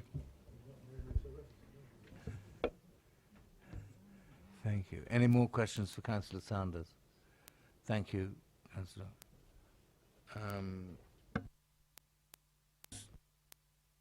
Questions to officers? Councillor Westbrook, followed by Taylor and Councillor Tucker. Thanks, Chair. First question is in clarification, really. Mr. Johnson made some references to affordable housing in the submission local plan. On page 195, it says material weight can be given to the policies contained therein, including policy CM1. However, it does not yet form part of the development plan and cannot be given full weight until adoption. That's my first point of clarification I'd like cleared up. Second question is, one of the 3 dimensions to achieving sustainable development as defined in the NPPF economic, and I think the leader mentioned it briefly. The provision of live-work units here should promote home working and cut commuting times and distances. Now, I noticed on page 202, the bottom paragraph, it states the application has been scoped and no specific infrastructure projects have been identified for this application. I'm assuming then that this site has adequate internet broadband capabilities for it to be a live-work zone, as I was unable to find a mention of it in the report. Okay, with regard to your first question in relation to affordable housing and the policy, at this point in time, as you know, we do have the inspector's report with regard to the submission local plan. However, it's not yet adopted. Therefore, the policy precedence with regard to the adopted local plan takes priority. And although, given the advanced stage of the submission local plan, a significant weight can be afforded to CM1. However, the adopted policy still remains to be C2, and therefore this application has been assessed on that basis. Secondly, with regard to the community facilities, obviously, as you know, applications are scoped by various colleagues, and in this particular case, they haven't identified any specific infrastructure projects that could be secured whilst meeting the tests of SIL, and therefore in this case only the provision of on-site affordable housing has been requested. So I guess the broadband's working then. So sorry. Sorry, yeah, with regard to broadband, that wouldn't be still compliant for us to secure in any event. And we've had recent appeal decisions with that regard that it wouldn't meet the test of SIL. However, I think Councillor Sanders made reference to the proximity of the telecommunications equipment, and one would assume that would be in place.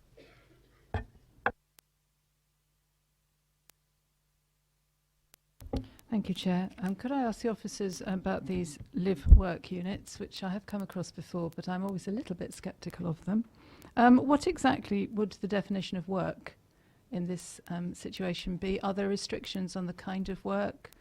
Could the garages be used, for instance, for car repairs, which would obviously make life different for the people living in the residences? And also, could they be used for live only, please?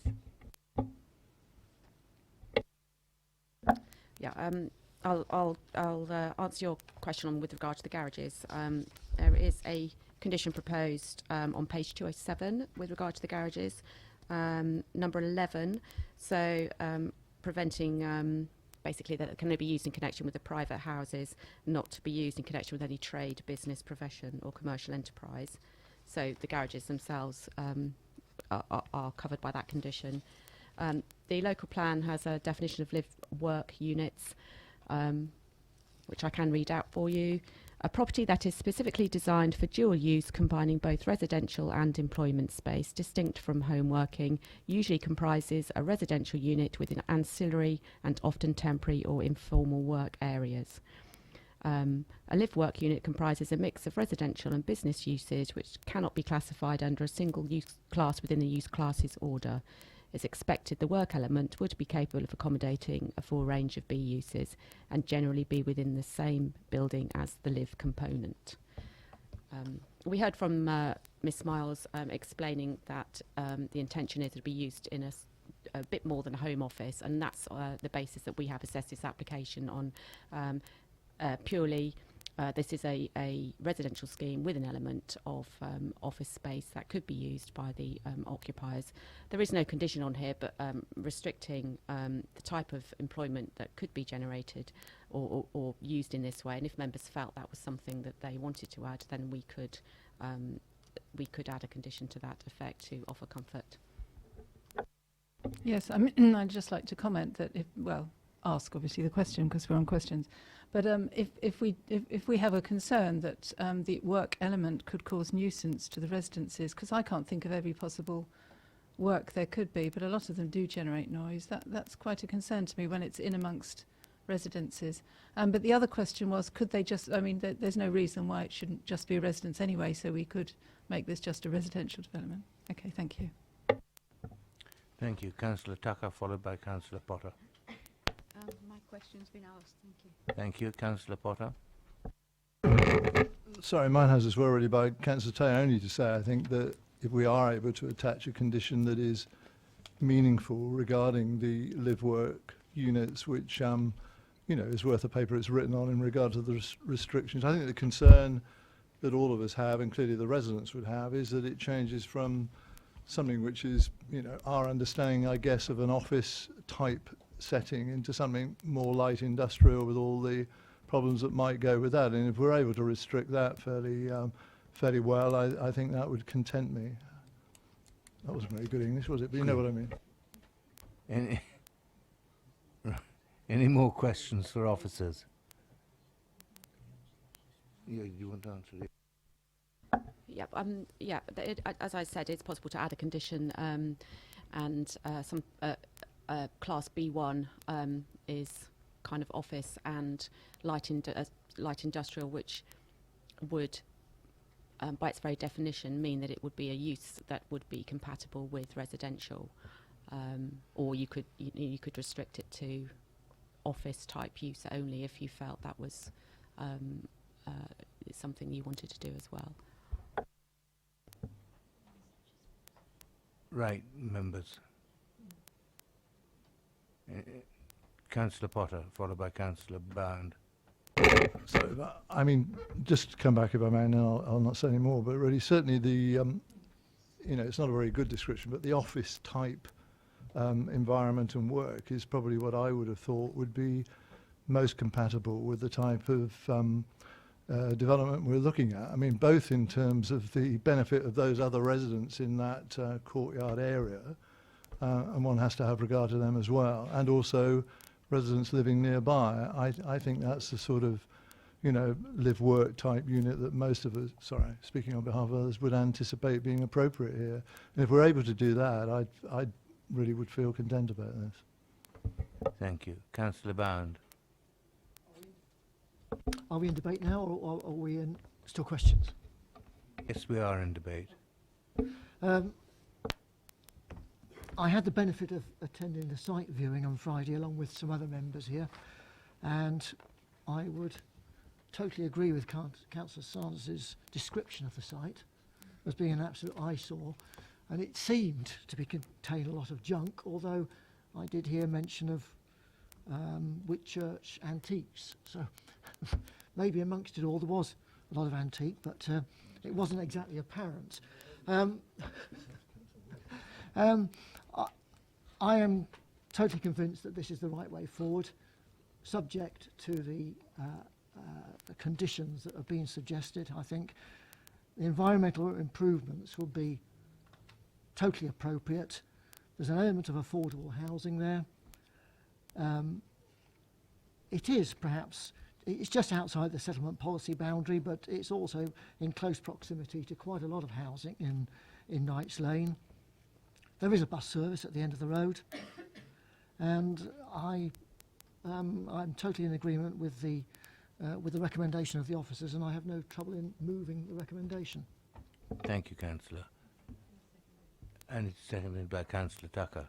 In that case, move to a vote. Those in favour of approval, please raise your hand.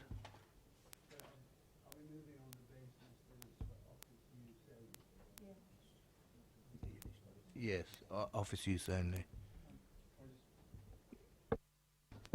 I mean, some like homework. I mean, there's some arty crafty things that are very quiet. I mean, you're going to cut people out of the loop with that.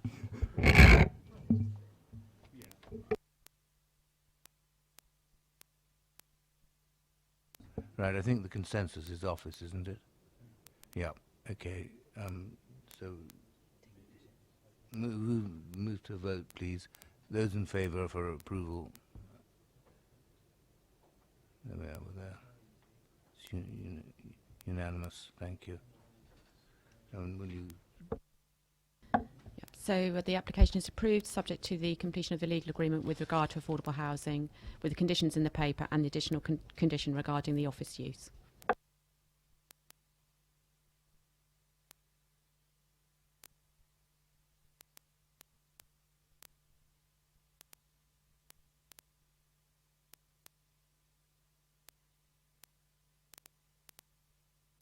We now move to item number 6, 41 Newtown, Tadley. And I have Mr. Pettit in support and Ward Councillor, Councillor Richards speaking afterwards. And it's going to be presented by Lisa Soden. Thank you. Thank you. This is a full application for the demolition of the existing bungalow and outbuildings on the site and their replacement with 2 detached dwellings, associated parking, turning and creation of a new vehicular access point. Members viewed the site, noting it within its context and having regard to neighbouring properties. Clarification was requested on neighbouring property Ridge Heights. These are set out in the update paper for you on page 7. There's an amendment to a policy reference with regard to the 3rd paragraph on page 229 of the main report. So that's just correcting that policy. An amendment to condition 18, which now specifies the number of parking spaces per dwelling, and 2 further additional highway conditions as set out in the paper. The recommendation is for approval. Thank you. Mr. Pettit.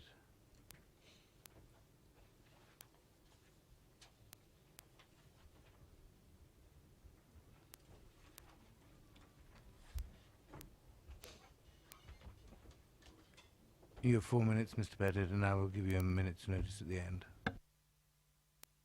Thank you, Chairman. My name is Mark Pettit. I'm the applicant's agent, and I've prepared and submitted this application on behalf of Mr. and Mrs. Giles. Firstly, I would like to support the officer's recommendation to approve this application. The principle of redeveloping the site for 2 detached houses was established back in September 2015, when the council granted outline planning permission under application number 15/02407/FUL. Whilst at the time the matter of scale and appearance was reserved for consideration at a later stage, in his delegated report, the officer assesses the proposals on the basis they would be chalet-style properties, so with first-floor accommodation in the roofs. The officer at the time considered that this was an appropriate design response for the site and could be achieved without compromising the amenities of neighbouring properties. In fact, this previous scheme raised no objections from local residents. This current proposal has sought to draw on the design principles that were established under this previous application on the site, with the proposed dwellings being 1.5-storey properties with first-floor accommodation within the roof spaces. Whilst it's acknowledged that this would differ from the single-storey bungalows seen to the north and south, it is certainly not uncharacteristic of other properties along Newtown.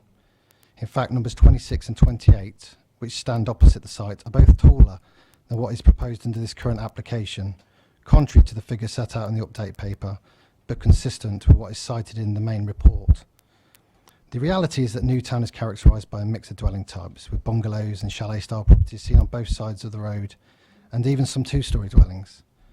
The proposed dwellings would contribute towards this variety, and as the committee report rightly states, the fact that the 2 dwellings would be of a different scale to those of adjacent neighbours, this does not automatically constitute a justifiable reason for refusal. Concerns regarding amenity are acknowledged. However, you will note that the scheme has been designed to prevent any side-to-side overlooking.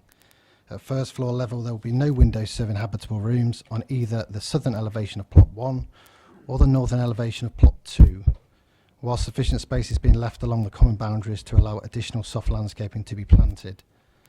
The houses have been sited away from the site boundaries, positioned on a well-defined building line and with pitch roofs sloping away from the existing bungalows. As such, it's not considered that the dwellings will appear overbearing or result in an unacceptable loss of light. In summary, there is no reason why these properties cannot successfully coexist alongside neighbouring bungalows, consistent with similar building relationships seen further down the road. The site clearly lends itself to appropriate redevelopment, and we believe this scheme achieves this in a manner that respects the character and appearance of the area, and which reflects what the council had envisaged when granting outline planning permission last year. It has also raised no objection from the Town Council. It's therefore respectfully requested that planning permission be granted accordingly, in line with the officer's recommendation. Thank you. Thank you. Any questions, members, to Mr. Councillor Leeks? Good evening. Do you not agree with me that virtually all of the dwellings on that side of the road, within, say, 8 houses, 8 dwellings, are all single-storey bungalows or chalet-type bungalows? There is a dwelling, I believe, part the way down, which is a very old Tadley-type house going back many, many years, which is not very tall indeed, but certainly on the right-hand side all the way down are virtually all bungalows or chalet. Yes, I would agree that the majority on that side of the road are single-storey properties.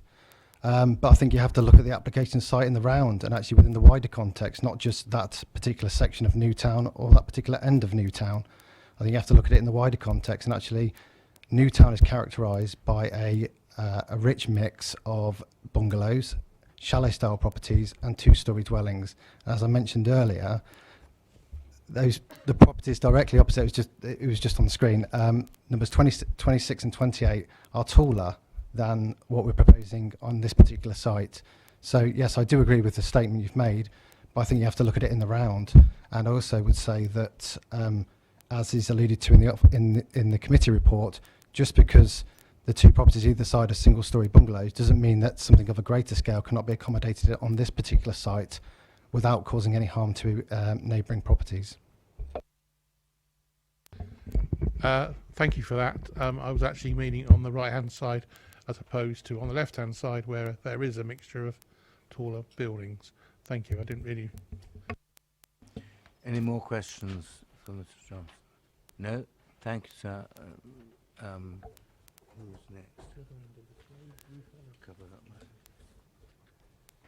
Councillor Richards.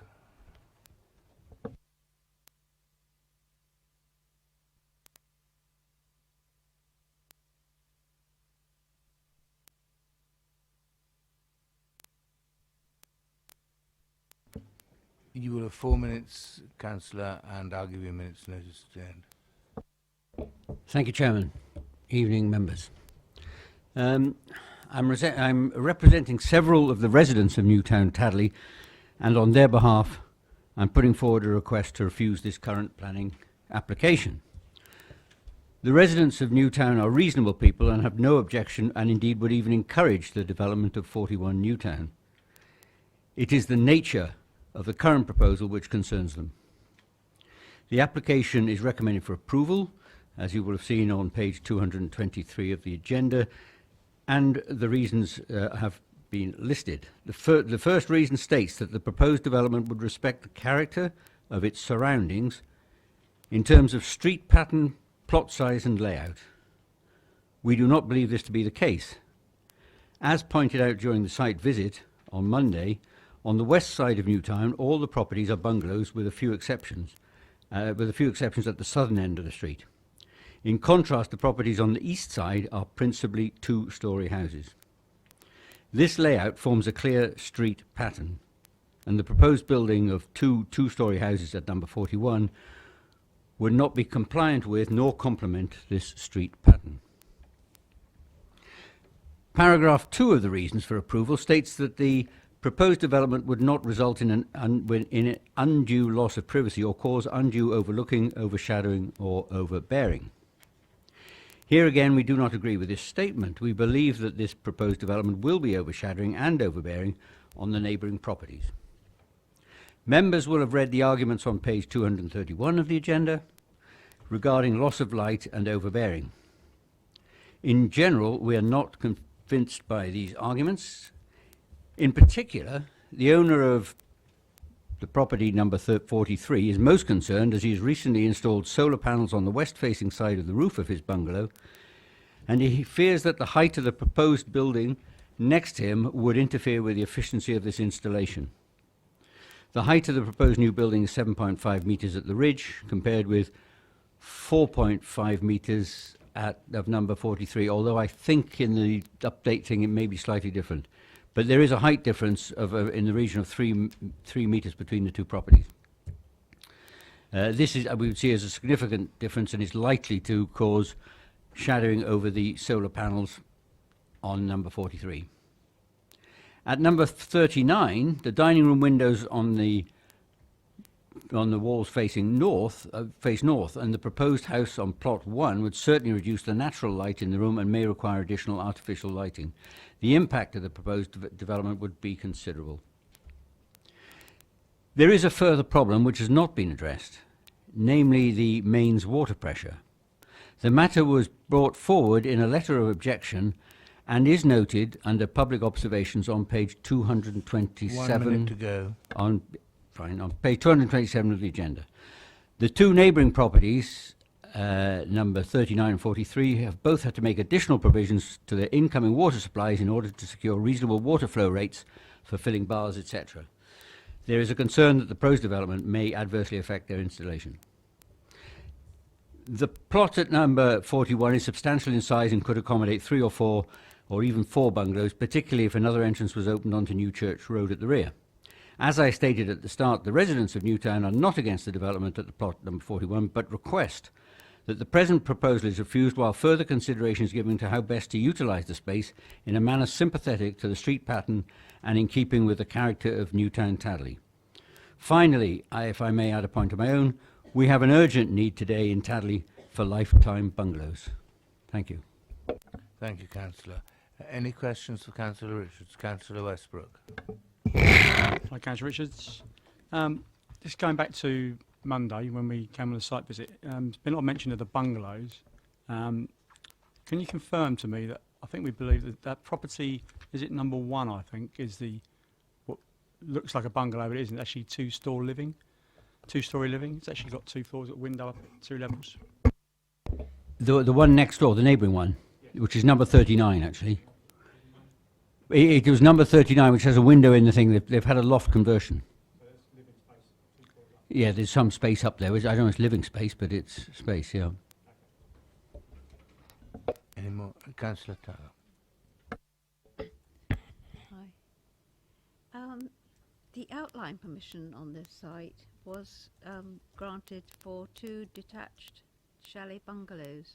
Do you think chalet bungalows would affect the neighbour with the solar panels? Technical question, yes. Hard for me to say that.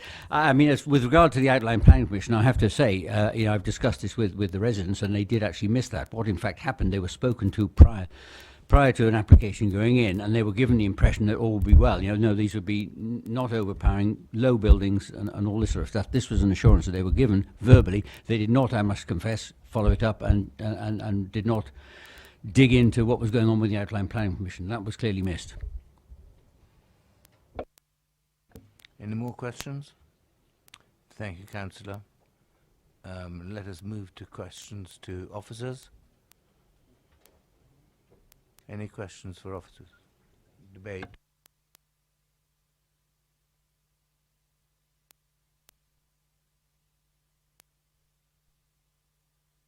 Councillor Tucker. Can I come back to the solar panels? Yes, do. What's the position, the technical, legal, or whatever, if somebody puts up a house next door and it affects somebody's solar panels?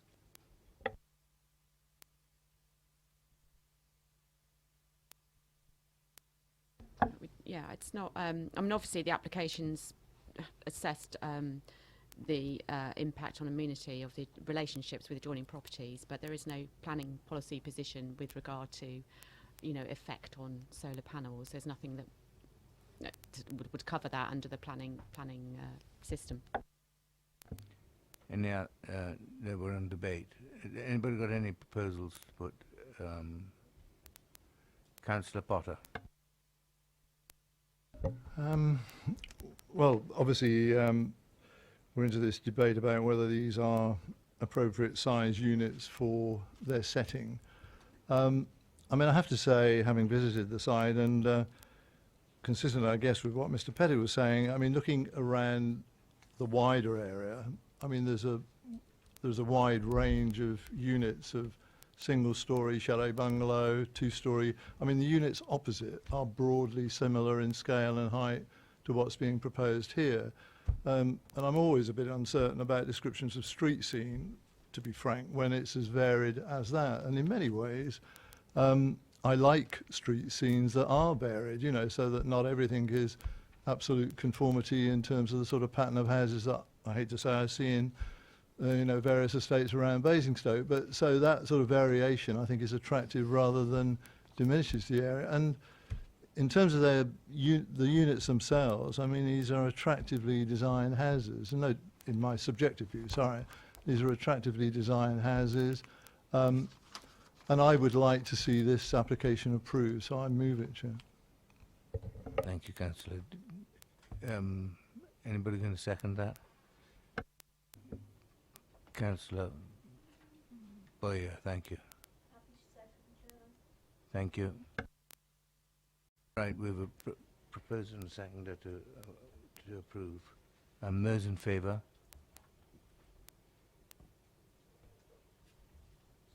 They're all. Those abstaining? No, against. Against? Any abstentions? That vote is carried. Can you... So the application is approved together with the amended and additional conditions set out in the update paper.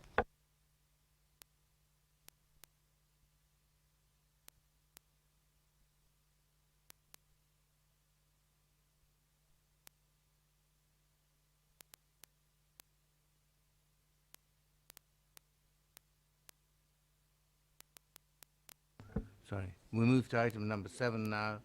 The the plantation Sheffield Green, Sheffield on Loddon.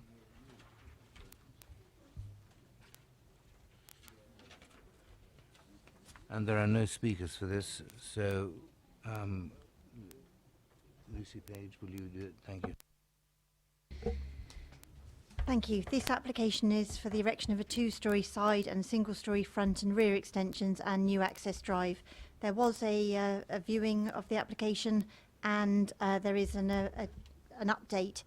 There was an incorrect plan again submitted on the original agenda paper, and you can actually see now the existing and proposed elevations on the visualiser. So the alterations, the original submission, which is on the main agenda, shows a front extension extending along the front of the dwelling, and this has now been reduced significantly to the extended element to the right-hand side on that bottom picture that you can see with a porch. And obviously the side extension is as previously shown on the agenda paper. There's nothing further to add. Thank you. Thank you. It's a no speakers debate. Or questions to officers, sorry. Any questions for the officers? No? Debate. Do I have any comments? Councillor Potter. Sorry, forgive me. I mean, I think the site visit was worthwhile, although, you know, personally I knew the area before, but I think it obviously was helpful really in the context of what was being said at the last meeting. I mean, I work, I think, here on the basis that this is an attractive extension to this dwelling. It's, in my view, designed well, and it's designed to bring, I think, what is a 65-year-old semi-detached house up into 2016 fit for purpose. That's the reality of it. And some of the objections that I've heard really relate to the visual amenity that various people say they experience when they're walking on the green in front of it. And I understand all of that, but the reality would be then, in those circumstances, that we deny these occupants the possibility of, as I say, having a dwelling which is updated and appropriate to use in 2016. I mean, the sort of Philistine in me believes that ultimately perhaps we'll get similar extensions to all 6 of them, and in that way we'll have the symmetry back, won't we? So that would be rather nice, I think. But in truth, I mean, I note on the amended plan, which is significantly different to that we had in the first place, that there is now no objection from the conservation officer, and I'm impressed by that and respect that. And I think genuinely, when we talk about this type of unit that may be very attractive to look at, all 6 of these in truth, and the vision behind them and all the rest of it, the people that live in them need them to be appropriate for their needs in 2016. So it's inevitable that we get these types of you know, construction proposals for a dwelling of that sort. And on that basis, Chair, and I would have said at the last meeting, but we moved into the site visit, but I support the officer's recommendation, and I'd move approval. Thank you. Councillor Bound. Thank you, Chair. My inclination before the site viewing was that, subjectively, I didn't like the planning application as it was, and I probably would have voted against. Having seen the site and seeing the separation between the blocks, I don't think the loss of the symmetry, as far as I'm concerned, is detrimental, and I would back up what Councillor has just said, and I would have no reason not to second the proposal. Thank you. Right, members, we've had a proposal and a seconder for approval. Those in favour, raise your hand.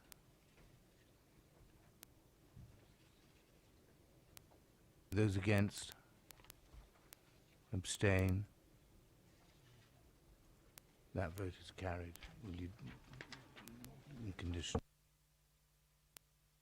The decision is for permission subject to conditions and additional conditions set out in the update paper. we move to item number 8, Fernworth Farm, land to the south of Ashford Hill. And I have speaking objector Mrs. Wilson, and in support Joe Dodworth. And Lucy Page will introduce it. Thank you. Again, this application is for the siting of a temporary accommodation for an agricultural worker at Fernworth Farm, land to the south of Ashford Hill Road. There was a viewing yesterday, and there is also an update. We've had 7 further letters of objection that were received before the update was printed, and then I have a further letter that's been received, which again raised an objection in relation to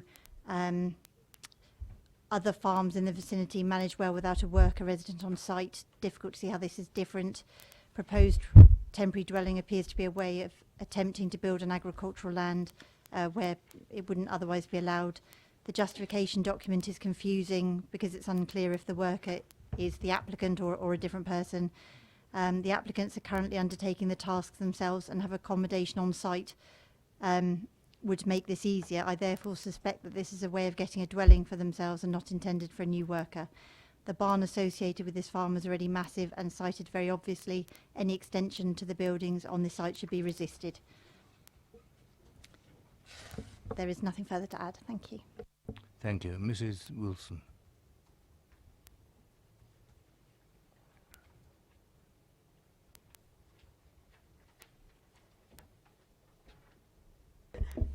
You will have 4 minutes, and I'll give you a minute's notice at the end.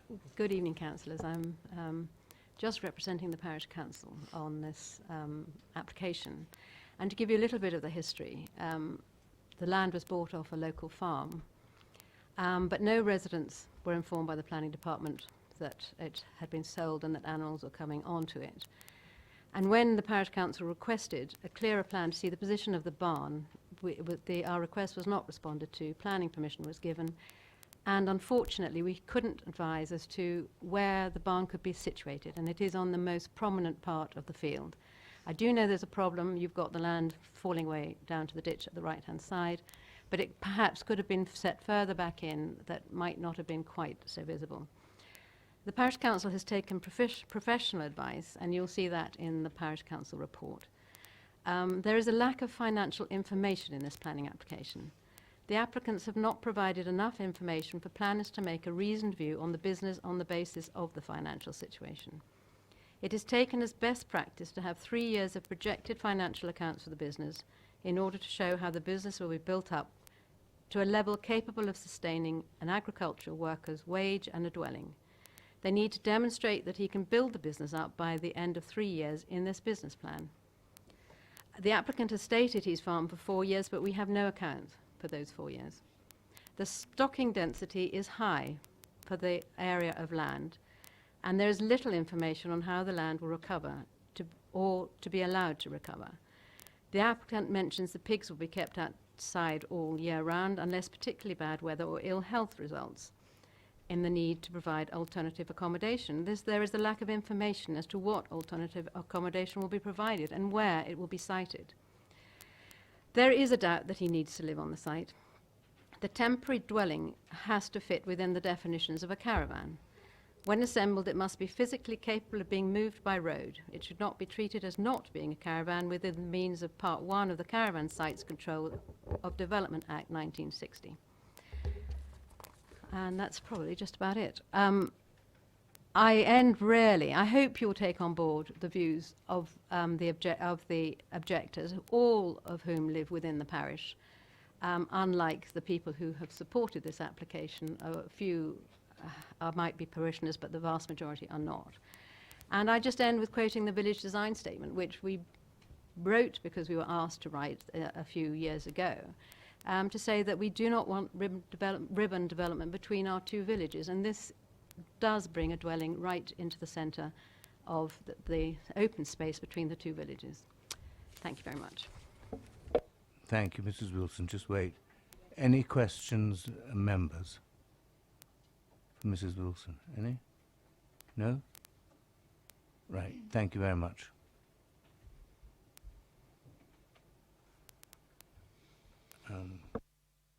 Mrs. Dodworth.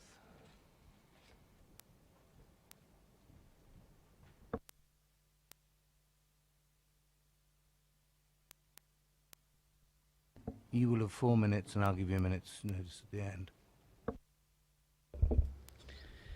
Good evening, ladies, gentlemen and councillors. My name is Jo Dodworth of Fernworth Farm, and I thank you for allowing us to speak tonight. Myself and my husband set up and run Fernworth Farm. We have built up the business at this current site for the last 14 months. Our main objective is to rear native rare breed animals for breeding and the production of high quality produce and breeding stock.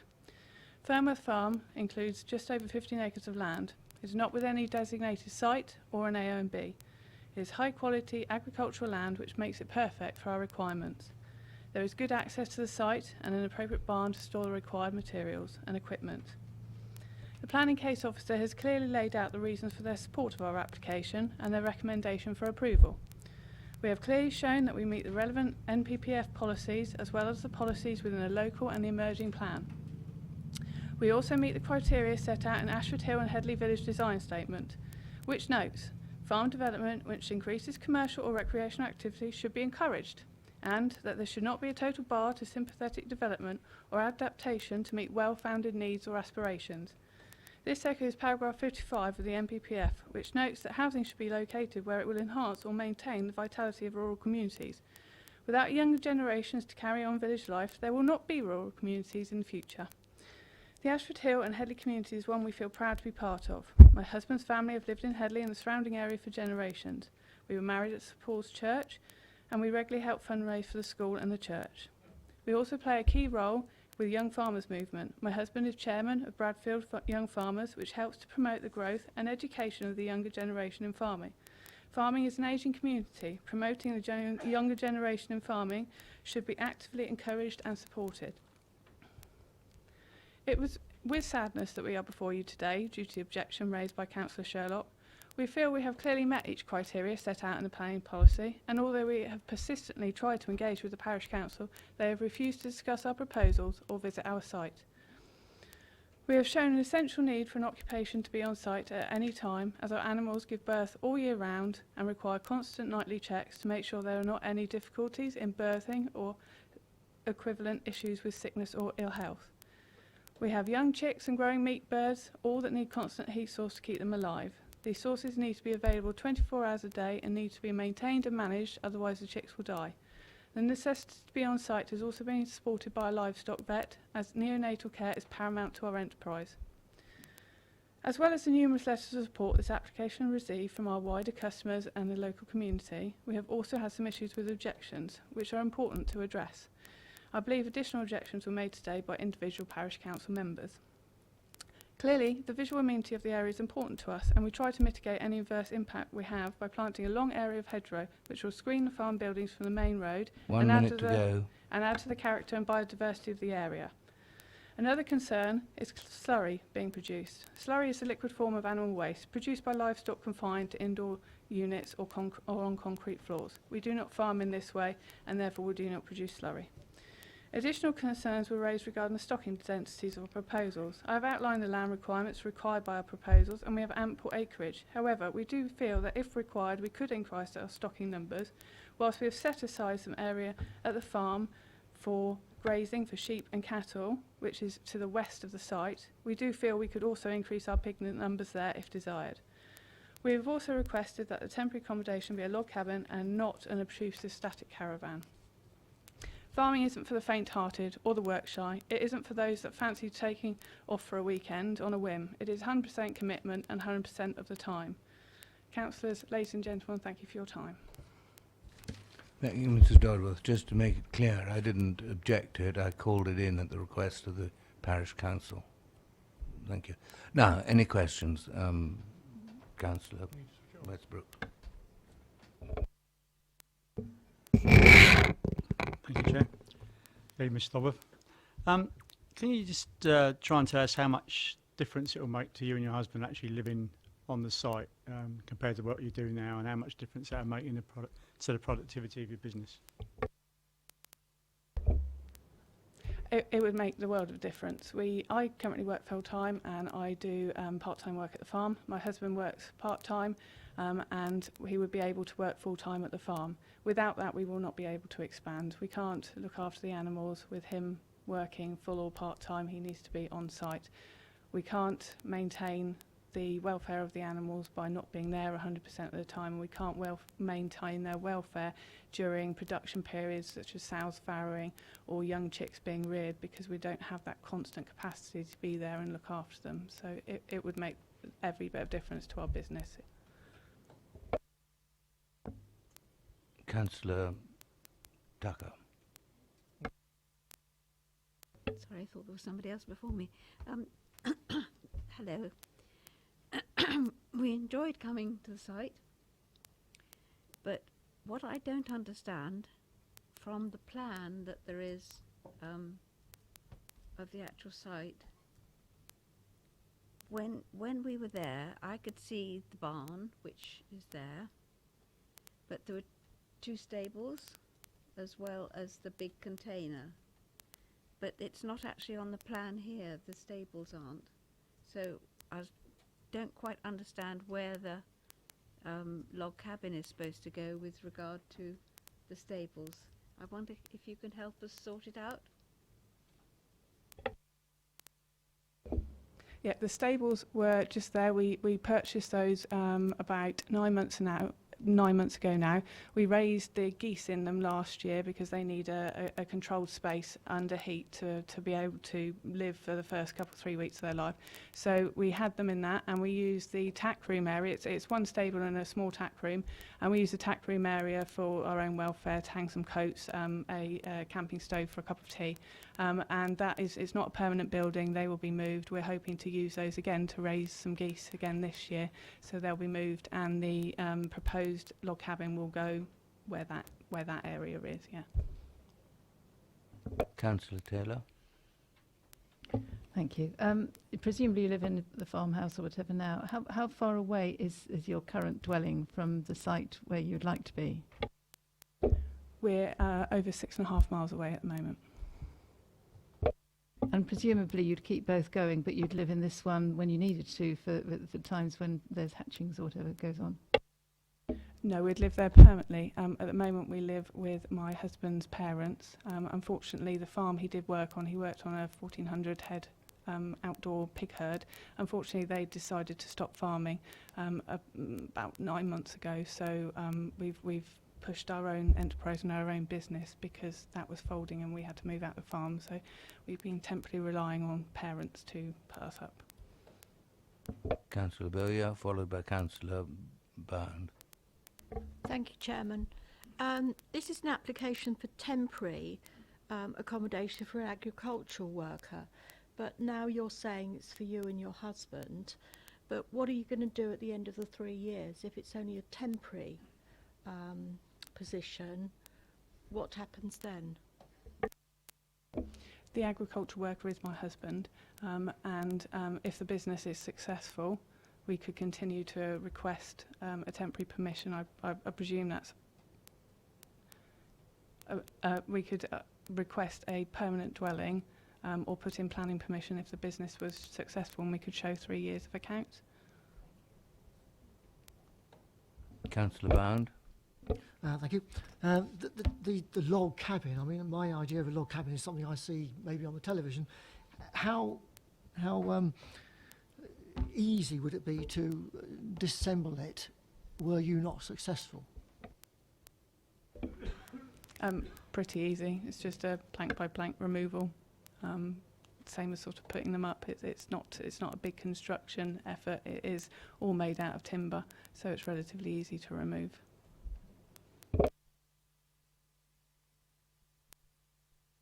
Any more questions? Councillor Goodison. Thank you, Chair. Could we just establish, I mean, were we to grant permission, you are fully aware and you do accept that within or at the end of the 3-year period, if you were not able to establish that financially it was a viable unit, you would lose the temporary permission and you would have to vacate the site from a residential point of view. Yes, we'd have to take away the temporary log cabin and remove any showing that it was ever existed on that site. So we do fully understand that. Any other questions, members? Thank you, Mr. Duckworth. Now, questions to officers? Do we have any questions to officers? Councillor Potter. Councillor, followed by Councillor Leeks.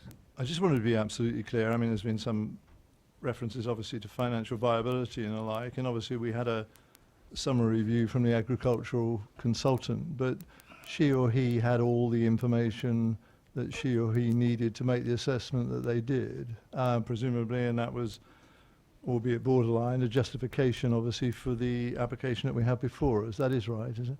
Thank you.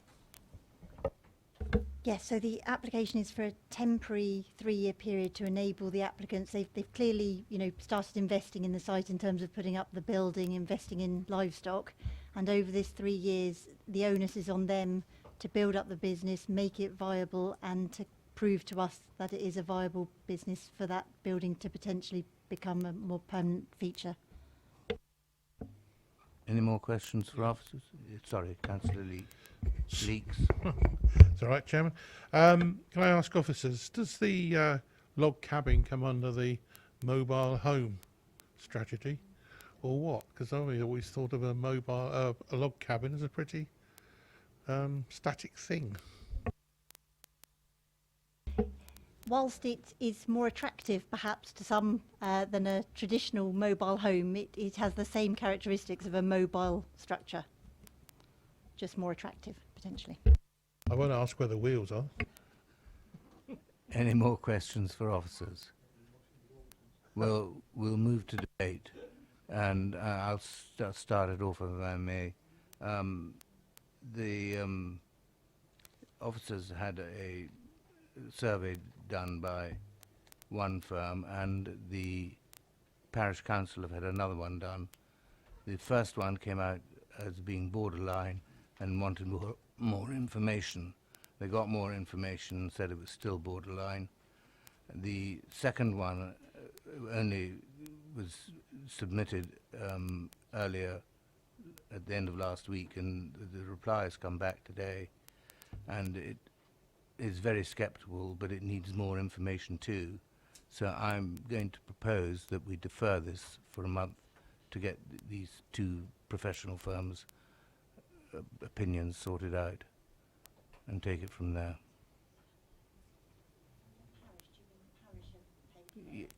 Yes. Oh, not the parish. It's members of the parish, but not the actual, not the council.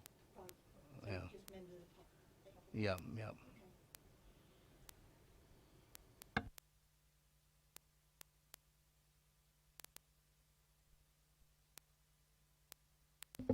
Thank you, Chair. I think the way these planning applications are handled, as described by Ms. Page, is effectively that we do seek professional advice on matters of agricultural need and requirement. Yes, as reported in the committee report, it is a borderline case. There are some sort of, if you like, some limitations there. But I think in terms of an approval, clearly the approval is predicated by the conditions attached, which do, if you like, set out safeguards that if the business isn't financially viable, if it can't be built up, then the permanent permission won't be granted. There will be a requirement to come back to a planning application for a permanent dwelling there, if that was the case. On a more pragmatic level, I guess on the basis if it wasn't commercially viable, the agricultural need would cease in any case from that perspective. With regards to the information. Provision of additional information from if you like third parties in terms of objectors, etc. I think it's I think the issue is there that if it's not been submitted to the planning department as part of the application in the consultations already, then it's not material to this application. I think the issue for deferral would be more if the committee were lacking, if you like, in terms of the evidence that's already been produced as part of the application and reported on. I don't think it's necessarily the case that the committee can then seek to if you like, weigh up one set of evidence submitted with the application against another when it's not been submitted as part of the application. So I think if members were minded to defer, I think it has to be clearly on the basis of something that's lacking and what it is that's lacking, if you like, from the information currently in the application and reported. Councillor Westbrook. Oh dear. Thank you, Chair. It just seems to me that if you've got two consultants' reports which say it's borderline, I mean, you could keep on asking the same question until you get the answer you're looking for. And I don't believe that, having seen the site and seen the condition that's attached to it, I'm minded to ask for it to be approved actually, and because I think it's considered, as the approval says, it's considered a need for temporary agricultural workers dwelling has been demonstrated, and it can be accommodated without harm to neighbouring community. And I think as a small business, we should be encouraging that. I've got a list here of Councillor Taylor, Goodison, Bound, and Potter, and Tilbury. Right. Okay. Councillor Taylor. Thank you, Chair. I just feel that we've got here what's clearly an enthusiastic and earnest young couple who are prepared to live in a log cabin in order to prove themselves and see if they can get their farm off the ground. And isn't this just what we want, really? We want to encourage farming, and we want to encourage young people into farming. We want it to be for the future. And if they don't succeed, they don't succeed. But if they do, I'd rather have a farmhouse here than a housing estate. So I would be all for this, and I would really like to encourage them to do well. Thank you. Thank you, Chair. Well, I think, I mean, with respect to yourself, I agree entirely with Councillor Taylor. I think what we have, the situation we have here is that the planning department are recommending approval. We have a statement here to the effect that the agricultural consultants have concluded that on the balance there is a borderline justification for a temporary building. We also have condition 3, which states that if the building is to be removed either during or at the end of the 3-year period if they are unable to establish financial viability. And as Councillor Taylor says, we have a responsibility, I think, to support young businesses and also to support the production of food on the land. And as Councillor Taylor correctly says, better a farm than a housing estate. So I would certainly be willing to recommend approval. Thank you. Sorry, seconded if Councillor.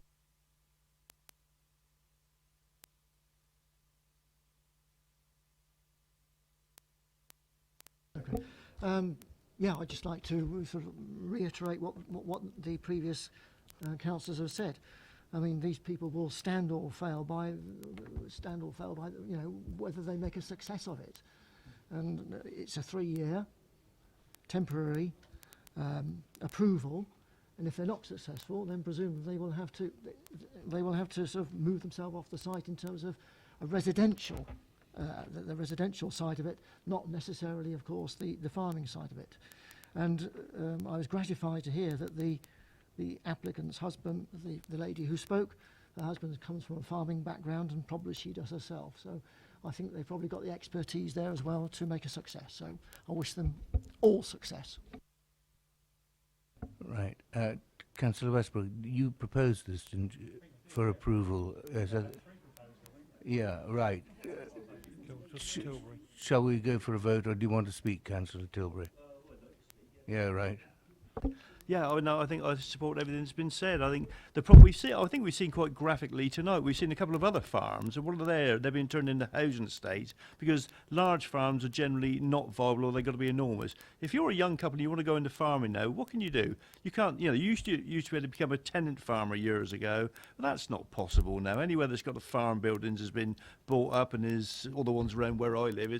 They're all owned by stockbrokers and hedge fund managers and such like. That option isn't there anymore. And the only way farms are going to survive are A, to be small and specialised, and they've got to be able to find land to do that. And I think this is a good enterprise, and that's all we can support. I mean, as people said, if it doesn't work, it will fail. It's as simple as that. And I'm a bit bemused by the parish council. I mean, if they think people in farming earn as much as £25,000 a year, then they don't know much about farming, do they? I don't think. So I'm more than happy to support it too. Thank you. Councillor Potter, did you want to speak? Right. Councillor Westbrook, you opposed. Councillor Goodison, you seconded. Those in favour of approval?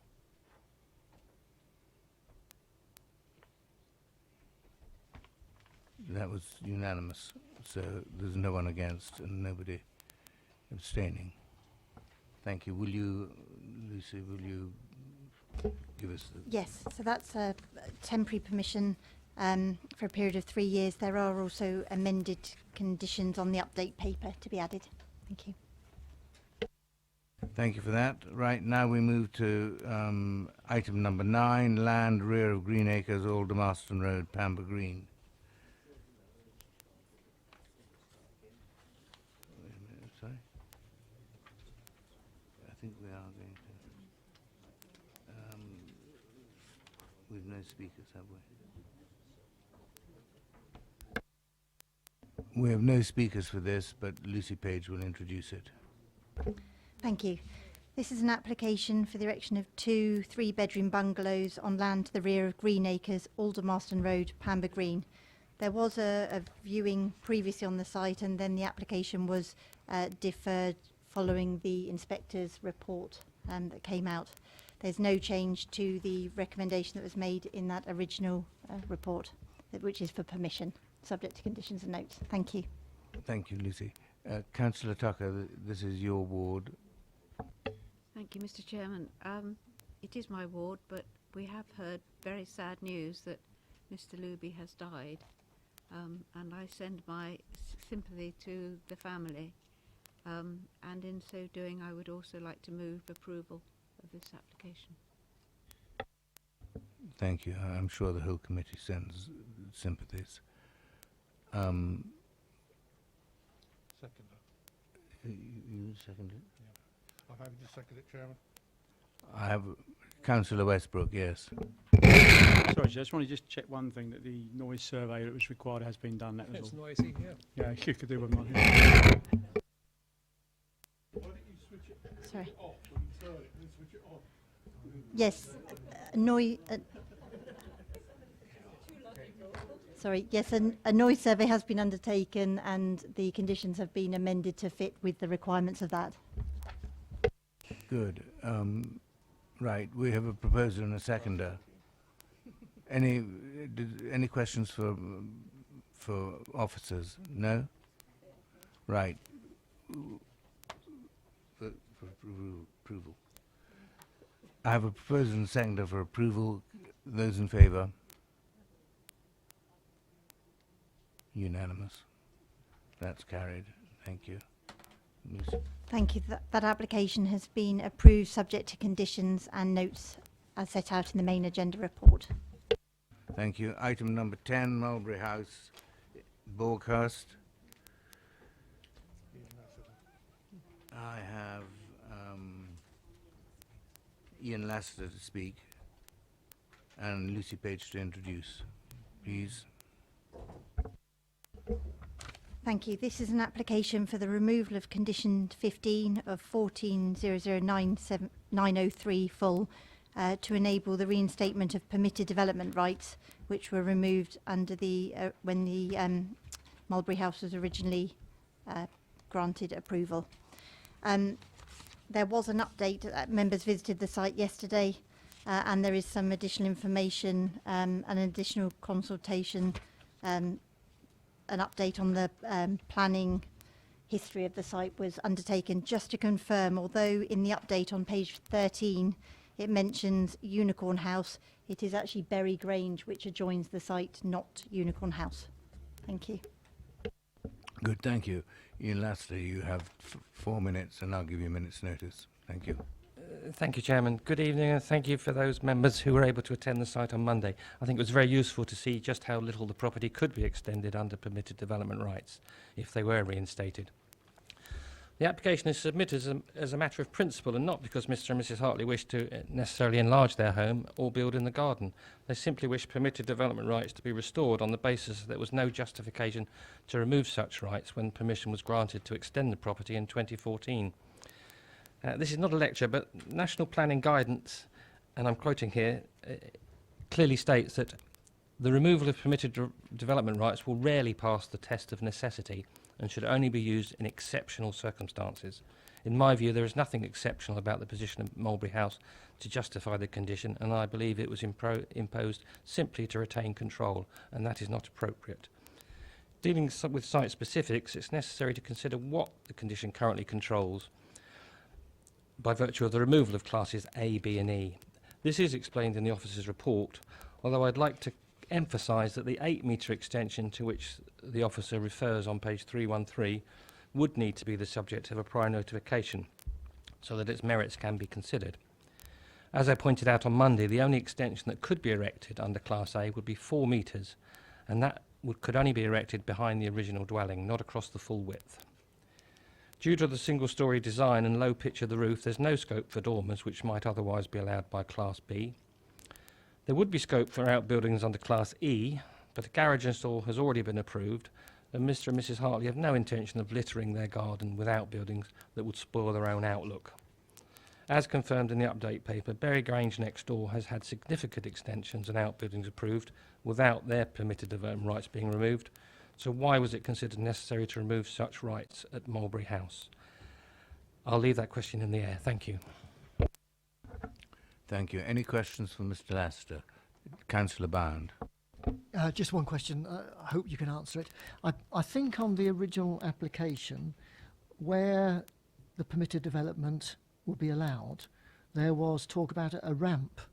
Now, the ramp was probably on the plan on the previous application. There was talk about a ramp. Is the intention still to put that ramp in where the permitted development would be allowed, were this granted?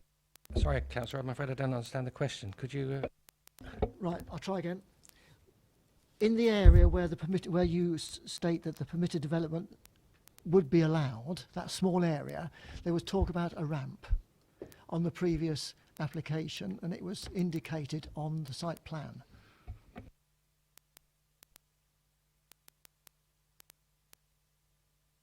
Sorry, that is what has been approved, some steps and a ramp up to that room, which is probably a metre or so above garden level.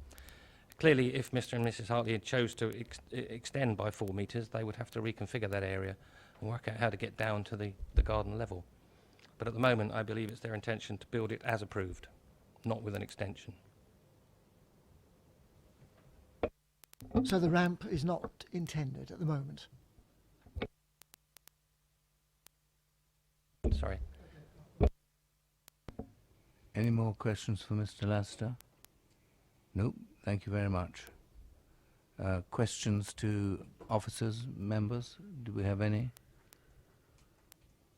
No. Debate. Councillor Bound. I have one question. There's the area within the blue line on this application, and you can't see it because we don't get that on our plans. Seems to be mown a lot. There's a huge area. It goes right down to the bottom to a stream, I think, at the bottom, which has been mown. Almost looks as though it's been included within the residential curtilage of the actual house. Could you comment on that, because it's clearly outside the red line?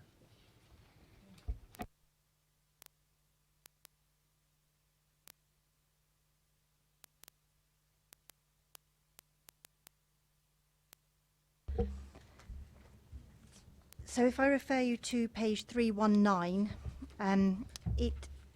the red edge boundary defines what is this, an area of land around the dwelling house, which is referred to as curtilage because it's around the dwelling house.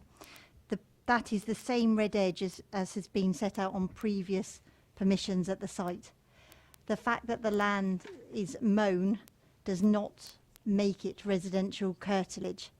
So that area of land, it wouldn't benefit from Class E, which is where you can construct buildings associated with the dwelling house. If it's maintained in that condition, though, for 10 years or whatever, could they then come back and claim it within their residential curtilage, that either within... If it was used for residential purposes for that period, then yes, an application can be made for a certificate of lawfulness potentially, and yes, that is the same as any other sort of large curtilage where people sometimes use land in different ways. And then, as it's residential curtilage, they could then build on it. If they then, as with anyone else, this situation is no different to any other property with a sort of large area of land that they own. But yes, if they applied for a certificate of lawfulness and they had evidence to prove it, then it may be that a certificate of lawfulness was granted or issued, and then yes, they would benefit from permitted development on that land. Obviously, the application that's before you tonight is for the reinstatement of permitted development rights. We're not here to consider what may happen in the future. Obviously, that could be, if anything was to happen on there of a residential nature in the future, obviously we have a separate compliance team which could investigate that. Just to remind members, the application before us is not what may happen in the future or could happen in the future, it's what's before you tonight. Councillor Potter. I mean, I think it's a simple premise, isn't it, really? Presumably officers felt there were exceptional circumstances in the first place, that's why the restriction was applied. They now think the situation has changed. As usual, I support the officers, so I'm very happy with this proposal.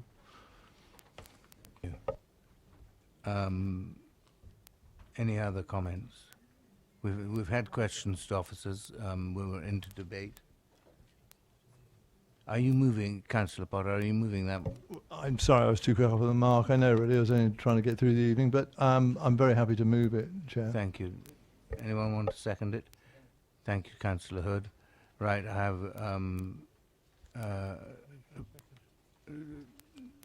we've had debate. Move to a vote, please. Those in favour of approval?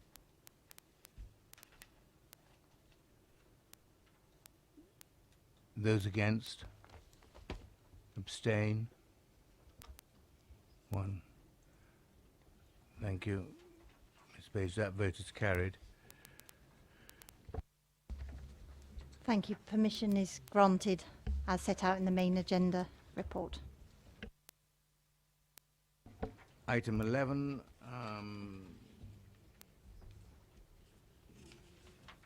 Farley House in Hannington, I think. Yes.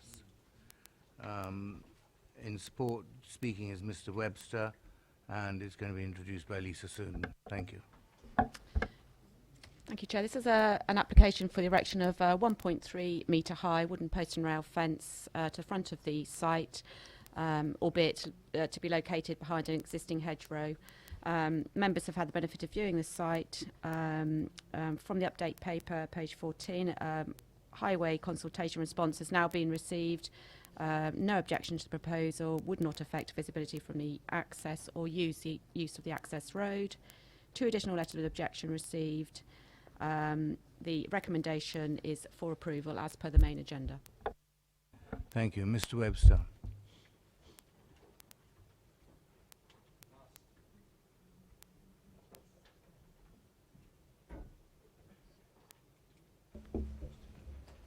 Thank you, Mr. Webster. You will have 4 minutes, and I'll give you a minute's notice. Last but not least. Thank you.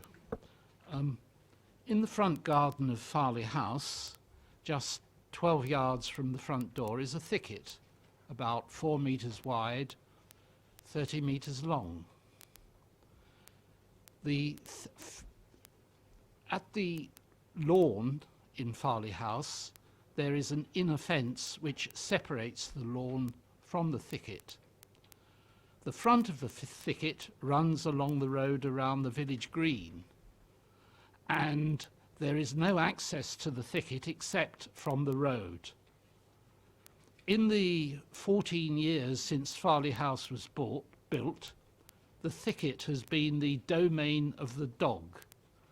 There have been the four-legged variety that have entered the thicket to deposit feces, commonly known as dog shit, and there have been the two-legged variety that have entered the thicket in the past to remove plants.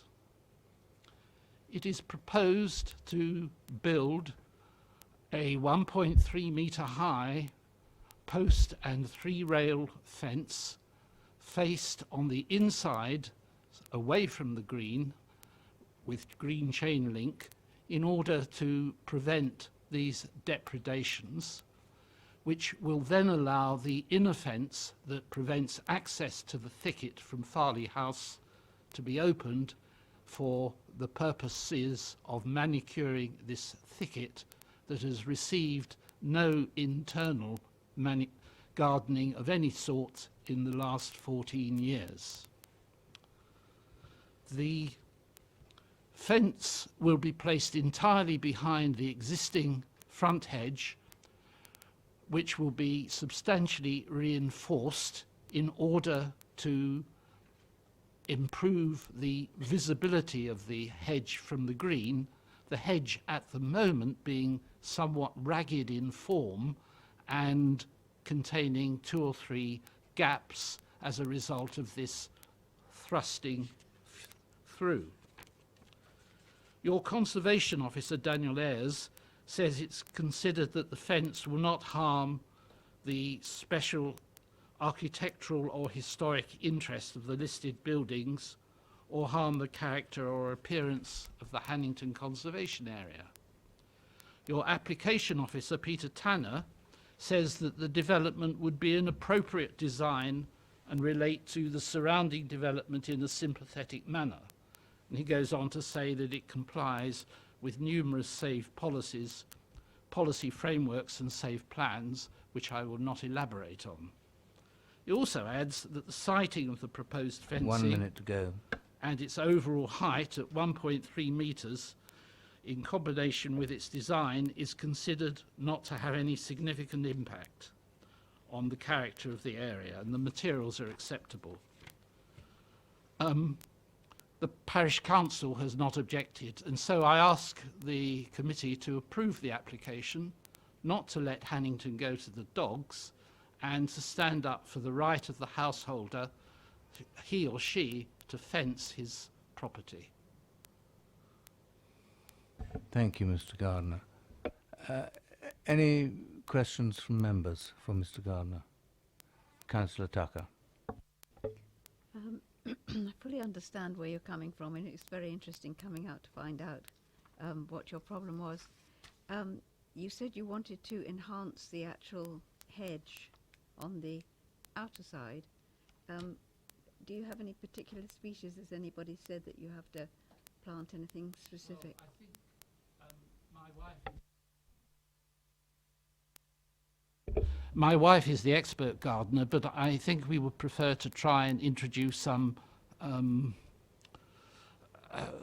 plants such as privet, yew, possibly holly, that are green in all year round.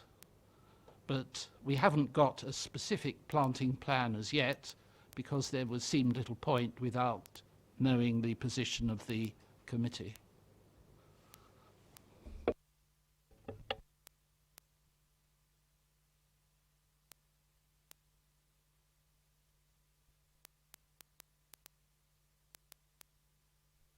Oh, right,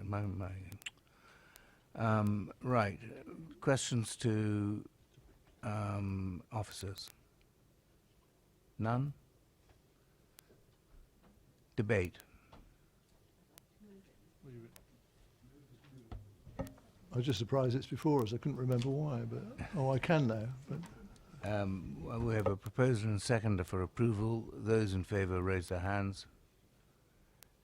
That's That's unanimous. There's no abstainers or anything. Thank you. Would you like to wrap?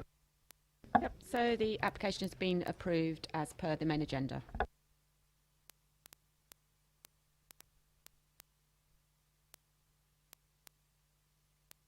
We'll move to item 12 now. Manor Road, Sherburn St John. I've got no speakers, have I? No speakers. It'll be introduced by Ms. Page. Thank you. This is an application at 5 Manor Road, Sherborne St John, for the erection of a single-storey rear extension, front porch and new detached garage. The application was brought to committee in line with the scheme of delegation due to the number of objections being received and the officer's recommendation for approval. Thank you. Thank you. Questions to officers? None? Debate? Anybody wish to speak? Councillor Tucker, thank you. It was very interesting going to see this property, and after all the things that have been before us previously, I'm very happy with what is being proposed here and would like to move it, Mr. Chairman. Thank you, Councillor. Councillor Potter.